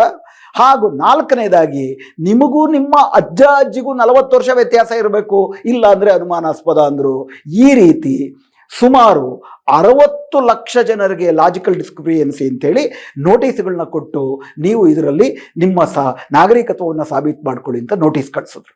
ಒಂದು 60 ಲಕ್ಷ ಜನ ಮ್ಯಾಪಿಂಗ್ ಆಗಲಿಲ್ಲ, ಸತ್ತೋಗಿದ್ದಾರೆ ಅಥವಾ ಶಿಫ್ಟ್ ಆಗೋಗಿದ್ದಾರೆ ಅಥವಾ ಡೂಪ್ಲಿಕೇಟ್ ಅಂತ 60 ಲಕ್ಷ ಜನ ತೆಗೆದಿಟ್ರು. 60 ಲಕ್ಷ ಜನರಿಗೆ ಈ ರೀತಿ ಲಾಜಿಕಲ್ ಡಿಸ್ಕ್ರಿಪಿಯನ್ಸಿ ಅಂತೇಳಿ ನೋಟಿಸ್ಗಳನ್ನ ಕೊಟ್ಟರು. ಬಂದು ನೀವು ಸಾಬೀತು ಮಾಡ್ಕೊಳ್ಬೇಕು ಅಂತಂದ್ರು. ಈ ಥರ ಸಾಬೀತು ಮಾಡ್ಕೊಳ್ಳುವುದಕ್ಕೆ 60 ಲಕ್ಷ ಜನ 1 ತಿಂಗಳೊಳಗಡೆ ಹೆಂಗೆ ಸಾಬೀತು ಮಾಡ್ಕೊಳಕ್ಕಾಗುತ್ತೆ? ಇದಕ್ಕೆ ಒಂದು ಅಡ್ಜುಡಿಕೇಶನ್ ಮಾಡಬೇಕು. ಇವೆಲ್ಲವೂ ಕೂಡ ವಿಚಾರಣಾಧೀನವಾದಂಥ ಮತದಾರರು ಅಂತ ಕರೆದ್ರು. ವಿಚಾರಣೆ ಮಾಡುವುದಕ್ಕೆ ಜುಡಿಷಿಯಲ್ ಆಫೀಸರ್ಸ್ ಇರಬೇಕು. ಹೀಗಾಗಿ ಆರ್ಟಿಕಲ್ 142 ಕೊಡುವ ಸಂಪೂರ್ಣ ನ್ಯಾಯದ ಹಕ್ಕನ್ನು ಬಳಸಿಕೊಂಡು ಸುಪ್ರೀಂ ಕೋರ್ಟು ಇದು ಎಷ್ಟು ಅಸಂಬದ್ಧ ಅನ್ನೋದನ್ನು ಪರಿಗಣನೆಗೆ ತೆಗೆದುಕೊಳ್ಳಲಿಲ್ಲ. ಬದಲಿಗೆ ಚುನಾವಣಾ ಆಯೋಗ ಮಾಡಿದ ಅಸಂಬದ್ಧ ಕಾನೂನುಗಳೆಲ್ಲವನ್ನೂ ಕೂಡ ಹೆಂಗೆ ಜಾರಿಗೆ ತರಬೇಕು ಅನ್ನುವುದಕ್ಕೆ ಚುನಾವಣಾ ಆಯೋಗಕ್ಕೆ, ಮೋದಿ ಸರ್ಕಾರಕ್ಕೆ ಸಹಕಾರ ಮಾಡುತ್ತಾ ಸುಪ್ರೀಂ ಕೋರ್ಟು ಹೈಕೋರ್ಟಿನ ವೆಸ್ಟ್ ಬೆಂಗಾಲ್ನ ಹೈಕೋರ್ಟಿನ ಎಲ್ಲ ನ್ಯಾಯಾಧೀಶರನ್ನ, ಜಾರ್ಖಂಡ್ನ ನ್ಯಾಯಾಧೀಶರನ್ನ ಎಲ್ಲರನ್ನೂ ಕೂಡ ಅಲ್ಲಿ ಕಳಿಸಿ ಇಲ್ಲಿ ಈ ಅಡ್ಜುಡಿಕೇಶನ್ ಮಾಡುವುದಕ್ಕೆ ಹೊರಟರು. ಈ ಅಡ್ಜುಡಿಕೇಶನ್ ನಡೀತು 60 ಲಕ್ಷ ಜನ, ಒಬ್ಬೊಬ್ಬ ಸುಮಾರು 700ರಿಂದ 800 ಜನ ಅದನ್ನು ಮಾಡಿದ್ರು ಕೂಡ ಒಬ್ಬೊಬ್ಬರ ಮುಂದೆ 1200 ದಿನಕ್ಕೆ 200-300 ಹೆಂಗೆ ಸಹ ಅದನ್ನು ವಿಚಾರಣೆಯನ್ನಾದರೂ ಮಾಡಲಿಕ್ಕಾಗತ್ತೆ. ಇನ್ನು ವಿಚಾರಣೆ ನಡೀತಿರೋ ಹೊತ್ತಿನಲ್ಲೇ ಚುನಾವಣಾ ಆಯೋಗ ಪಶ್ಚಿಮ ಬಂಗಾಳದ ಚುನಾವಣೆಯನ್ನು ಡಿಕ್ಲೇರ್ ಮಾಡಿಬಿಡ್ತು. ಈಗ ಚುನಾವಣೆ ಏಪ್ರಿಲ್ 23ಕ್ಕೆ ನಡೆಯುತ್ತೆ. ಏಪ್ರಿಲ್ 23, ಏಪ್ರಿಲ್ 29 2 ಹಂತದಲ್ಲಿ ಚುನಾವಣೆ ನಡೆಯುತ್ತೆ. ಏಪ್ರಿಲ್ 23ರ ಮೊದಲ ಹಂತದ ಚುನಾವಣೆಗೆ ತಮ್ಮ ಒಂದು ಇದನ್ನು ವಾಪಸ್ ತೆಗೆದುಕೊಳ್ಳುವಂಥದ್ದು ಏಪ್ರಿಲ್ 7ಕ್ಕೆ ಮುಗಿಯುತ್ತೆ. ಅಲ್ಲಿಗೆ ಸೀಸ್ ಆಗಬೇಕು. ಮೊದಲ ಹಂತದ ಚುನಾವಣೆಯ ಮತಪಟ್ಟಿ ಏಪ್ರಿಲ್ 7ಕ್ಕೆ ಸೀಸ್ ಆಗಬೇಕು. 60 ಲಕ್ಷ ಜನರ ಮತದಾನದ ವಿಚಾರಣೆ ಇನ್ನೂ ನಡೀತಾ ಇದೆ. ಅಂತಿಮವಾಗಿ ನಿನ್ನೆ ಏಪ್ರಿಲ್ 7ನೇ ತಾರೀಕು 60 ಲಕ್ಷ ಜನರಲ್ಲಿ 27 ಲಕ್ಷ ಜನರನ್ನ ಹೊರಗಿಟ್ಟು ಆರ್ಡರ್ನ ಪಾಸ್ ಮಾಡಿದ್ರು. ಸರ್ಕಾರದ ನಿಯಮದ ಪ್ರಕಾರ, ಚುನಾವಣಾ ಆಯೋಗದ ನಿಯಮದ ಪ್ರಕಾರವೇ ಈ 27 ಲಕ್ಷ ಜನರಿಗೆ ಮೇಲ್ಮನವಿ ಹೋಗುವಂತಹ, ಇಲ್ಲ ನಮಗೆ ಅನ್ಯಾಯ ಆಗಿದೆ, ನಾವು ಮೇಲ್ಮನವಿ ಹೋಗಿ ನಮ್ಮ ಚುನಾವಣಾ ಮತದಾರರ ಹಕ್ಕನ್ನು ಸಾಬೀತು ಮಾಡ್ತೀವಿ ಅನ್ನೋ ಅಧಿಕಾರ ಸಂವಿಧಾನ ಕೊಡುತ್ತೆ. ಚುನಾವಣಾ ಆಯೋಗದ ಮತಪಟ್ಟಿ ಪರಿಷ್ಕರಣಾ ನಿಯಮಗಳೇ ಕೊಡುತ್ತೆ. ಇದನ್ನ ಆಧರಿಸಿ ಸುಪ್ರೀಂ ಕೋರ್ಟು ಮಾರ್ಚ್ 10ನೇ ತಾರೀಕು ನ್ಯಾಯಾಧೀಶರನ್ನ ಒಳಗೊಂಡಂತ ಒಂದು ಮೇಲ್ಮನವಿ ಪ್ರಾಧಿಕಾರಗಳನ್ನ ಮಾಡಿ ಅಂತ ಅಂದ್ಬಿಟ್ಟು ಆದೇಶವನ್ನು ಹೊರಡಿಸಿತು. ಆದರೆ ಇನ್ನಿದುವರೆಗೂ ಕೂಡ ಒಂದೆರಡು ಪ್ರಾಧಿಕಾರಗಳು ಪ್ರಾರಂಭವಾಗಿದೆಯೇ ವಿನಃ 27 ಲಕ್ಷ ಜನರ ಮೇಲ್ಮನವಿಯನ್ನ ವಿಚಾರಣೆ ಮಾಡುವಂತಹ ಪ್ರಾಧಿಕಾರಗಳೇ ರಚನೆಯಾಗಿಲ್ಲ. ಪ್ರಾಧಿಕಾರಿಗಳ ರಚನೆ ಆಗಿಲ್ಲ. 27 ಲಕ್ಷ ಜನರು ತಮ್ಮ ಮತದಾನದ ಹಕ್ಕನ್ನು ಸಾಬೀತು ಮಾಡ್ಕೊಳ್ಳೋಕ್ಕೆ ಮೇಲ್ಮನವಿ ಹಾಕಬೇಕು. ಎಲ್ಲ ಹಾಕಬೇಕು ಅಂತ ಇನ್ನೂ ಗೊತ್ತಿಲ್ಲ. ಏಪ್ರಿಲ್ 8 ಮುಗಿದೇ ಹೋಯಿತು. ಅಂದರೆ ಅಲ್ಲಿಗೆ ಸೀಸ್ ಆಗೋಗುತ್ತೆ. ಯಾರ್ಯಾರು ಮತದಾರರು ಅಂತ ಸಾಬೀತು ಮಾಡ್ಕೊಂಡಿದ್ದಾರೆ ಅವ್ರು ಮಾತ್ರ ಮತದಾರರಾಗ್ತಾರೆ. ಇನ್ನು 27 ಲಕ್ಷ ಜನ ಯಾರಿದ್ದಾರೆ ಅವ್ರದ್ದು ಸಾಬೀತು ಮಾಡ್ಕೊಳ್ಳೋದಕ್ಕೆ ಆಡಳಿತಾಂಗ ಅವಕಾಶ ಮಾಡಿಕೊಡ್ಲಿಲ್ಲ ಅನ್ನೋ ಕಾರಣಕ್ಕೆ ಸಂವಿಧಾನ ಕೊಟ್ಟಿರುವ ಮತದಾನದ ಹಕ್ಕನ್ನು ಕಳ್ಕೊಳ್ತಾರೆ. ಇದನ್ನ ಸುಪ್ರೀಂ ಕೋರ್ಟಲ್ಲಿ ವಾದ ಮಾಡಲಾಯಿತು. ಮತದಾನದ ಹಕ್ಕು ನನ್ನ ಮೂಲಭೂತ ಹಕ್ಕು. ಚುನಾವಣಾ ಆಯೋಗ ಏನೇನೋ ನಿಯಮಗಳು ಮಾಡಿದೆ, ಆ ನಿಯಮಗಳನ್ನು ಪಾಲಿಸುವುದಕ್ಕೆ ನಾನು ಸಾಬೀತು ಮಾಡ್ಕೊಳ್ಳೋದಕ್ಕೆ ಸೂಕ್ತ ಕಾಲಾವಕಾಶವನ್ನು ಕೊಡಬೇಕು. ಹಂಗೆ ನೋಡೋದಾದ್ರೆ ಸ್ಪೆಷಲ್ ಇಂಟೆನ್ಸಿವ್ ರಿವಿಷನ್ ಇರಲಿ, ಇಂಟೆನ್ಸಿವ್ ರಿವಿಷನ್ ಮಾಡಬೇಕಾದ್ರೆ, ತೀವ್ರ ಪರಿಷ್ಕರಣೆಯನ್ನು ಮಾಡಬೇಕಾದ್ರೆ ಚುನಾವಣೆಗಳ ಮಧ್ಯೆ ಮಾಡ್ತಿರ್ಲಿಲ್ಲ. 2002ರಲ್ಲಿ ಏನು ಇವರು SIR ಮಾಡಿದ್ವಿ ಅಂತ ಹೇಳ್ತಿದ್ದಾರೆ, ಮಾಡಿದ್ದವಾಗ ಸ್ಪೆಷಲ್ ರಿವಿಷನ್ ಮಾತ್ರ. ಆಗ್ಲೂ ಕೂಡ ಚುನಾವಣೆಗಳು ನಡೀತಿರ್ಲಿಲ್ಲ. ಚುನಾವಣೆಯ ಡೆಡ್ಲೈನ್ ಹತ್ರ ಇಟ್ಕೊಂಡು ಬಿಹಾರದಲ್ಲೂ ಹಾಗೆ ಮಾಡಿದ್ರು. ಬಿಹಾರದಲ್ಲಿ ಜೂನ್ನಲ್ಲಿ ಶುರುವಾಯಿತು 2025ರಲ್ಲಿ. 2025ರ ನವೆಂಬರಲ್ಲಿ ಚುನಾವಣೆ ಇತ್ತು. ತರಾತುರಿನಲ್ಲಿ ಹಡಾವುಡಿನಲ್ಲಿ ಮಾಡಿ ಮುಗಿಸ್ಬಿಡಬೇಕು. ಕ್ಲೈಮ್ಗೆ 1 ತಿಂಗಳು, ಅದಾದ್ಮೇಲೆ ಮೇಲ್ಮನವಿಗೆ 1 ತಿಂಗಳು, ಫೈನಲ್ ವೋಟರ್ ಲಿಸ್ಟ್ ಅನೌನ್ಸ್ ಮಾಡಿಬಿಡ್ಬೇಕು. ಅಕ್ಟೋಬರಲ್ಲಿ ಅನೌನ್ಸ್ ಆಗುತ್ತೆ, ಸೆಪ್ಟೆಂಬರ್ ಎಂಡ್ಗೆ ಅನೌನ್ಸ್ ಆಗುತ್ತೆ, ಅಕ್ಟೋಬರಲ್ಲಿ ಚುನಾವಣೆ ಡಿಕ್ಲೇರ್ ಆಗುತ್ತೆ, ನವೆಂಬರಲ್ಲಿ ಚುನಾವಣೆ. ಅಂದರೆ ಮತದಾರರಿಗೆ ಈ ಹೊಸ ನಿಯಮಗಳ ಅನುಸಾರ ತಮಗಾಗಿರುವಂತಹ ಕುಂದುಕೊರತೆಗಳನ್ನು, ತಮಗಾಗಿರೋ ಅನ್ಯಾಯಗಳನ್ನು ಸಂವಿಧಾನ ತನಗೆ ಕಲ್ಪಿಸಿರುವಂತಹ ನ್ಯಾಯ ವಿಚಾರಣೆಗಳ ಆಯೋಗಗಳ ಮುಂದೆ ಹೋಗಿ, ಪ್ರಾಧಿಕಾರಗಳ ಮುಂದೆ ಹೋಗಿ ತಮ್ಮ ಮತದಾನವನ್ನು ಸಾಬೀತು ಮಾಡಿಕೊಳ್ಳುವುದಕ್ಕೆ ಎಷ್ಟು ಅವಕಾಶ ಬೇಕೋ ಅಷ್ಟು ಅವಕಾಶವನ್ನು ಕೊಡುವುದು ಚುನಾವಣಾ ಆಯೋಗದ ಕರ್ತವ್ಯ. ಚುನಾವಣಾ ಆಯೋಗ ಅವಕಾಶವನ್ನು ಕೊಡಲಿಲ್ಲ ಅಂತಂದರೆ ಅದಕ್ಕೆ ಕಿವಿ ಹಿಂಡಿ ಬುದ್ಧಿ ಹೇಳುವಂಥದ್ದು ಸುಪ್ರೀಂ ಕೋರ್ಟಿನ ಕರ್ತವ್ಯ. ಆದರೆ ಸುಪ್ರೀಂ ಕೋರ್ಟು ಅದೇನನ್ನೂ ಕೂಡ ಮಾಡದೆ ಚುನಾವಣಾ ವೇಳಾಪಟ್ಟಿ ಅಂತಿಮವಾಗಿ ಈ ಮೇಲ್ಮನವಿ ಇವೆಲ್ಲವೂ ಕೂಡ ಪ್ರೋಸೆಸ್ ಮುಗಿಯುವ ತನಕ ಕಾಯ್ದಿರ ಯಾಕೆ ಚುನಾವಣಾ ವೇಳಾಪಟ್ಟಿ ಪಶ್ಚಿಮ ಬಂಗಾಳದಲ್ಲಿ ನೀವು ಪ್ರಕಟಣೆ ಮಾಡಿದ್ರಿ ಇನ್ನೂ ಒಂದು ಮಾತನ್ನು ಕೂಡ ಕೇಳಲಿಲ್ಲ. ಈಗ ಈ ಪ್ರಶ್ನೆಯನ್ನು ಸುಪ್ರೀಂ ಕೋರ್ಟಲ್ಲಿ ಮುಂದಿಟ್ಟು ಸ್ವಾಮಿ 27 ಲಕ್ಷ ಜನ ನಿನ್ನೆ ರಾತ್ರಿ ಬಂದದ್ದು ಆ ಸುದ್ದಿ. ಆದರೆ ಲಕ್ಷಾಂತರ ಜನ, ಯಾಕಂದ್ರೆ ಅಷ್ಟೊತ್ತಾಗ್ಲೇ 3 ಸಪ್ಲಿಮೆಂಟರಿ ಪಟ್ಟಿಗಳು ಅನೌನ್ಸ್ ಆಗಿತ್ತು. ಅಡ್ಜುಡಿಕೇಶನಲ್ಲಿ 60 ಲಕ್ಷ ಜನ ಇದ್ರು ಮೊದಲನೇ ಸಪ್ಲಿಮೆಂಟರಿ ಪಟ್ಟಿನಲ್ಲಾಗಲೇ. ಅಂದರೆ ಅಂದಾಜು 45ರಿಂದ 50% ಅಷ್ಟು ಜನ ತಮ್ಮ ಮತದಾನದ ಹಕ್ಕನ್ನು ಅಡ್ಜುಡಿಕೇಶನ್ ಕಳ್ಕೊಳ್ತಾರೆ ಅಂತ ಈಗಾಗಲೇ ಸುಪ್ರೀಂ ಕೋರ್ಟಲ್ಲಿ ವಾದ ಮಾಡ್ಬೇಕಾದ್ರೆ ಗೊತ್ತಾಯ್ತು. ಅಂತಿಮವಾಗಿ ಅದು 27 ಲಕ್ಷ ಅಂತ ನಿನ್ನೆ ರಾತ್ರಿ ಬಂದಂಥ ಸುದ್ದಿ ಅದು. ಆದರೆ ಈಗಾಗಲೇ ಅಂದಾಜು ಮತ್ತು ಮೊದಲ ಸಪ್ಲಿಮೆಂಟರಿ ಮತ್ತು ಎರಡನೇ ಸಪ್ಲಿಮೆಂಟರಿ ಲಿಸ್ಟಲ್ಲಿ 5-6 ಲಕ್ಷ ಜನ 12 ಲಕ್ಷ ಜನ ಆಗಲೇ ಹೊರಬಿದ್ದಿದ್ರು. ಅವರು ಮೇಲ್ಮನವಿ ಹಾಕುವುದಕ್ಕೆ ಅವಕಾಶವೇ ಇಲ್ಲ. ಯಾಕಂದ್ರೆ ಏಪ್ರಿಲ್ 7ಕ್ಕೆ ಚುನಾವಣಾ ಆಯೋಗದ ಚುನಾವಣಾ ನಿಯಮಗಳ ಪ್ರಕಾರ ಮತಪಟ್ಟಿಗಳ ಲಿಸ್ಟ್ ಫ್ರೀಸ್ ಆಗುತ್ತೆ. ಅದರಿಂದ ಇವರು ಮತದಾನದ ಹಕ್ಕನ್ನು ಈ ವರ್ಷ ಕಳ್ಕೊತಾರೆ. ಆದ್ರಿಂದ ನೀವು ಏಪ್ರಿಲ್ 23ಕ್ಕೆ ಚುನಾವಣೆ ನಡೆಯುತ್ತೆ ಅಂದರೆ ಏಪ್ರಿಲ್ 15ರ ತನಕನೂ ಕೂಡ ಮೇಲ್ಮನವಿ ಹಾಕೋದಕ್ಕೆ ಅವಕಾಶ ಮಾಡಿಕೊಡ್ಬೇಕು. ಅಥವಾ ಚುನಾವಣೆಯನ್ನ ಕನಿಷ್ಠ ಪಕ್ಷ ಈ ಒಟ್ಟಾರೆ ಮೇಲ್ಮನವಿ ಪ್ರಕ್ರಿಯೆಗಳು ಮುಗಿಯೋ ತನಕ ಮುಂದೂಡಬೇಕು. ಇಲ್ಲ ಅಂದರೆ ಈ ದೇಶದ ಸಂವಿಧಾನ ಕೊಡುವ ಮೂಲಭೂತ ಹಕ್ಕಿಗೆ 27 ಲಕ್ಷ ಜನ ವಂಚಿತರಾಗ್ತಾರೆ. ಸುಪ್ರೀಂ ಕೋರ್ಟ್ ಈ ವಂಚನೆಗೆ ಅವಕಾಶ ಕೊಡಬಾರ್ದು ಅಂತ ಮನವಿ ಮಾಡೋದು. ಆ್ಯಕ್ಚುಲಿ 2025ರಲ್ಲಿ ಬಿಹಾರದಲ್ಲಿ SIR ನಡೀತಿರ್ಬೇಕಾದ್ರೆ ಈ ರೀತಿ ಮತದಾನದ ಹಕ್ಕಿನಿಂದ ಈ ದೇಶದ ಮತದಾರರು ವಂಚಿತರಾಗ್ತಾರೆ ಅನ್ನೋ ಪ್ರಶ್ನೆಯನ್ನು ಸುಪ್ರೀಂ ಕೋರ್ಟ್ನ ಮುಂದೆ ಇಟ್ಟಾಗ ಆಗ ಇವತ್ತು ಬೆಂಚಿನಲ್ಲಿ ಕೂತಿರುವಂತಹ ಜ್ಯೋತಿರ್ಮಯ ಬಾಗ್ಚಿ ಅಂತವರು ಮತ್ತು ಸುದೇಶ್ ದುಲಿಯಾ ಅನ್ನುವಂತಹ ಇನ್ನೊಬ್ಬರು ಜಡ್ಜಿಗಳು ಕೂಡ ಒಬ್ಬ ಮತದಾರರ ಹಕ್ಕು SIR ಇಂದ ವಂಚನೆಗೊಳಗಾದ್ರೂ ಕೂಡ ನಾವು SIRನೇ ನಿಲ್ಲಿಸ್ಬಿಡ್ತೀವಿ, ನಮ್ಮ ಬಗ್ಗೆ ವಿಶ್ವಾಸ ಇಡಿ ಅಂತ ಹಿಂದಿ ಫಿಲ್ಮ್ಗಳ ಥರ ಭಾಷಣ ಮಾಡಿದ್ರು. ಇವತ್ತು ಇದನ್ನೇ ಮುಂದಿಟ್ಕೊಂಡು ಒಬ್ರಲ್ಲ ಇಬ್ರಲ್ಲ 27 ಲಕ್ಷ ಜನ ತಮ್ಮದಲ್ಲದ ಕಾರಣಕ್ಕೆ, ಚುನಾವಣಾ ಆಯೋಗದ ದುರುದ್ದೇಶಪೂರ್ವಕ ತರಾತುರಿಯ ಕಾರಣಕ್ಕೆ, ಅದರ ಮೂಲಕ ಬಿಜೆಪಿ ಪಕ್ಷಕ್ಕೆ ಅನುಕೂಲ ಮಾಡಿಕೊಡಬೇಕು ಅನ್ನೋ ಏಕೈಕ ಕಾರಣಕ್ಕೆ ಮಾಡಿರುವಂತಹ ದುರುದ್ದೇಶದ ಆಡಳಿತ ಪದ್ಧತಿಯಿಂದಾಗಿ ಈ ದೇಶದ ಪಶ್ಚಿಮ ಬಂಗಾಳದ 27 ಲಕ್ಷ ಜನ ತಮ್ಮ ಮೂಲಭೂತ ಹಕ್ಕಿನಿಂದ ವಂಚಿತರಾಗ್ತಿದ್ದಾರೆ. ಸುಪ್ರೀಂ ಕೋರ್ಟ್ ಅವರ ಹಕ್ಕನ್ನು ರಕ್ಷಿಸಬೇಕು ಅಂತ ಹೇಳಿದಾಗ ಸುಪ್ರೀಂ ಕೋರ್ಟ್ ಕೊಟ್ಟಂತ ತೀರ್ಮಾನ ಇಡೀ ದೇಶ ಒಂದು ದುಃಖಿತರನ್ನಾಗುವ ಮಾಡಿದೆ, ದಿಗ್ಭ್ರಾಂತರನ್ನಾಗುವಂತೆ ಮಾಡಿದೆ. ಸುಪ್ರೀಂ ಕೋರ್ಟ್ ತಾನೇ ಕೊಟ್ಟಂತ ಭರವಸೆ ಮೇರೆಗೆ, ಭರವಸೆ ಬಿಡಿ ವ್ಯಕ್ತಿಗಳದಲ್ಲ, ಸಂವಿಧಾನದ ನಿಯಮಗಳಂತೆ ಒಬ್ಬ ವ್ಯಕ್ತಿಯ ಮೂಲಭೂತ ಹಕ್ಕು ಒಂದು ಕ್ಷಣಕ್ಕೂ ವಂಚನೆ ಆಗದಂತೆ ನೋಡ್ಕೊಳ್ಬೇಕಾದ ಕಾರಣದಿಂದ ತಮ್ಮ ಮುಂದೆ ಈ ತರ 27 ಲಕ್ಷ ಜನ ಮೇಲ್ಮನವಿ ಹಾಕುವುದಕ್ಕೆ ಅವಕಾಶ ಇಲ್ಲದಂತೆ ಚುನಾವಣಾ ವೇಳಾಪಟ್ಟಿಯನ್ನ ನಿಗದಿ ಮಾಡಲಾಗಿದೆ ಅಂತಂದ್ರೆ ಆ ಚುನಾವಣಾ ವೇಳಾಪಟ್ಟಿಯನ್ನು ಮುಂದೂಡಬೇಕಾಗಿತ್ತು.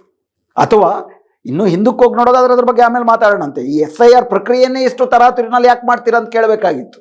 ಸರಿ, SIRನ ಮಾಡಿದ್ರು, ಏನು ಉತ್ತರ ಕೊಟ್ರು? ಉತ್ತರ ಏನು ಕೊಟ್ರು ಅಂತಂದ್ರೆ, ನಾವು ತರಾತುರಿನಲ್ಲಿ 7 ದಿವಸದಲ್ಲಿ 10 ದಿವಸದಲ್ಲಿ ಮೇಲ್ಮನವಿ ಪ್ರಕ್ರಿಯೆಗಳನ್ನು ಪೂರೈಸಕ್ಕೆ ಆಗುವುದಿಲ್ಲ. ಇದರಲ್ಲಿ ಪ್ರಿನ್ಸಿಪಲ್ ಆಫ್ ನ್ಯಾಚುರಲ್ ಜಸ್ಟಿಸ್, ಸಹಜ ನ್ಯಾಯದ ಅಂಶಗಳು ಉಳ್ಕೊಂಡಿವೆ. ಸಹಜ ನ್ಯಾಯದ ಅಂಶ ಅಂತಂದ್ರೆ ವಾದಿ ಪ್ರತಿವಾದಿಗೆ ಇಬ್ಬರಿಗೂ ಕೂಡ ಸರಿಸಮವಾದಂಥ ಅವಕಾಶ ಕೊಟ್ಟು ಸರಿಯಾದದ್ದನ್ನು ಮಾತ್ರ ಸಾಕ್ಷಿ ಪುರಾವೆಗಳ ಆಧಾರದಲ್ಲಿ ಒಪ್ಪಿಕೊಳ್ಳುವುದು ಅಂತೇಳಿ. ಅದಕ್ಕೆಲ್ಲ ಒಂದು ಪ್ರಕ್ರಿಯೆ ಬೇಕಾಗುತ್ತೆ. ಅದು 30 ದಿವಸ ಆಗ್ಬೋದು, 60 ದಿವಸನೂ ಆಗ್ಬೋದು. ಅಲ್ಲಿಯ ತನಕ ಚುನಾವಣೆಯನ್ನು ಕೂಡ ನಾವು ಮುಂದೂಡಕ್ಕಾಗೋದಿಲ್ಲ. ಹೀಗಾಗಿ ಈ 27 ಲಕ್ಷ ಜನ ಈ ಸರ್ತಿ ಚುನಾವಣೆಯಲ್ಲಿ ತಮ್ಮ ಮತದಾನದ ಹಕ್ಕನ್ನು ಕಳ್ಕೊಳ್ಬೋದು. ಆದರೆ ಶಾಶ್ವತವಾಗಿ ಏನು ಕಳ್ಕೊಳ್ಳೋದಿಲ್ವಲ್ಲ, ಮುಂದಿನ ಚುನಾವಣೆಗಳಲ್ಲಿ ಅವ್ರಿಗೆ ಆ ಹಕ್ಕು ಅವರು ಸಾಬೀತು ಮಾಡಿದ್ರೆ ಸಿಕ್ಕೇ ಸಿಗುತ್ತೆ ಎನ್ನುವಂತಹ ಸುಪ್ರೀಂ ಕೋರ್ಟಿನ ಸಂವಿಧಾನವನ್ನು ರಕ್ಷಿಸಬೇಕಾದಂಥ ಒಂದು ಪೀಠ ಇಷ್ಟು ಬೇಜವಾಬ್ದಾರಿಯಾಗಿ ಒಂದು ಮೂಲಭೂತ ಹಕ್ಕಿನ ಬಗ್ಗೆ ಇಷ್ಟು ನಿರ್ಲಕ್ಷ್ಯದಿಂದ ಮಾತಾಡಿದ್ದು ಬಹುಶಃ ಸುಪ್ರೀಂ ಕೋರ್ಟಿನ ಇತಿಹಾಸದಲ್ಲಿ ಇಲ್ಲವೇ ಇಲ್ಲ ಅಂತ ಅನ್ಸುತ್ತೆ. ಇದರ ಪರಿಣಾಮ ಏನಾಗುತ್ತೆ? 27 ಲಕ್ಷ ಜನ ಅಂದ್ರೆ ಅರ್ಥ ಏನು? ಅಂದ್ರೆ ಇದಕ್ಕೆ ಇನ್ನೂ ಹಿಂದೆ ಹೋಗಿ ನಾವು ನೋಡೋದಾದ್ರೆ ಆ 27 ಲಕ್ಷ ಜನರು ಕೂಡ ಮತದಾರರು ಅಂತ ಸಾಬೀತಾಯಿತು ಅಂತ ಇಟ್ಕೊಳ್ಳೋಣ ಮೇಲ್ಮನವಿನಲ್ಲಿ.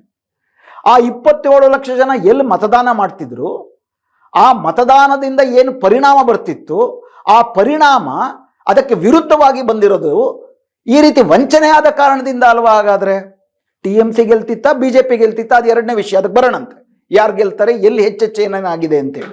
ಆದರೆ ಎಷ್ಟು ಅಂತರ ಇರುತ್ತೆ?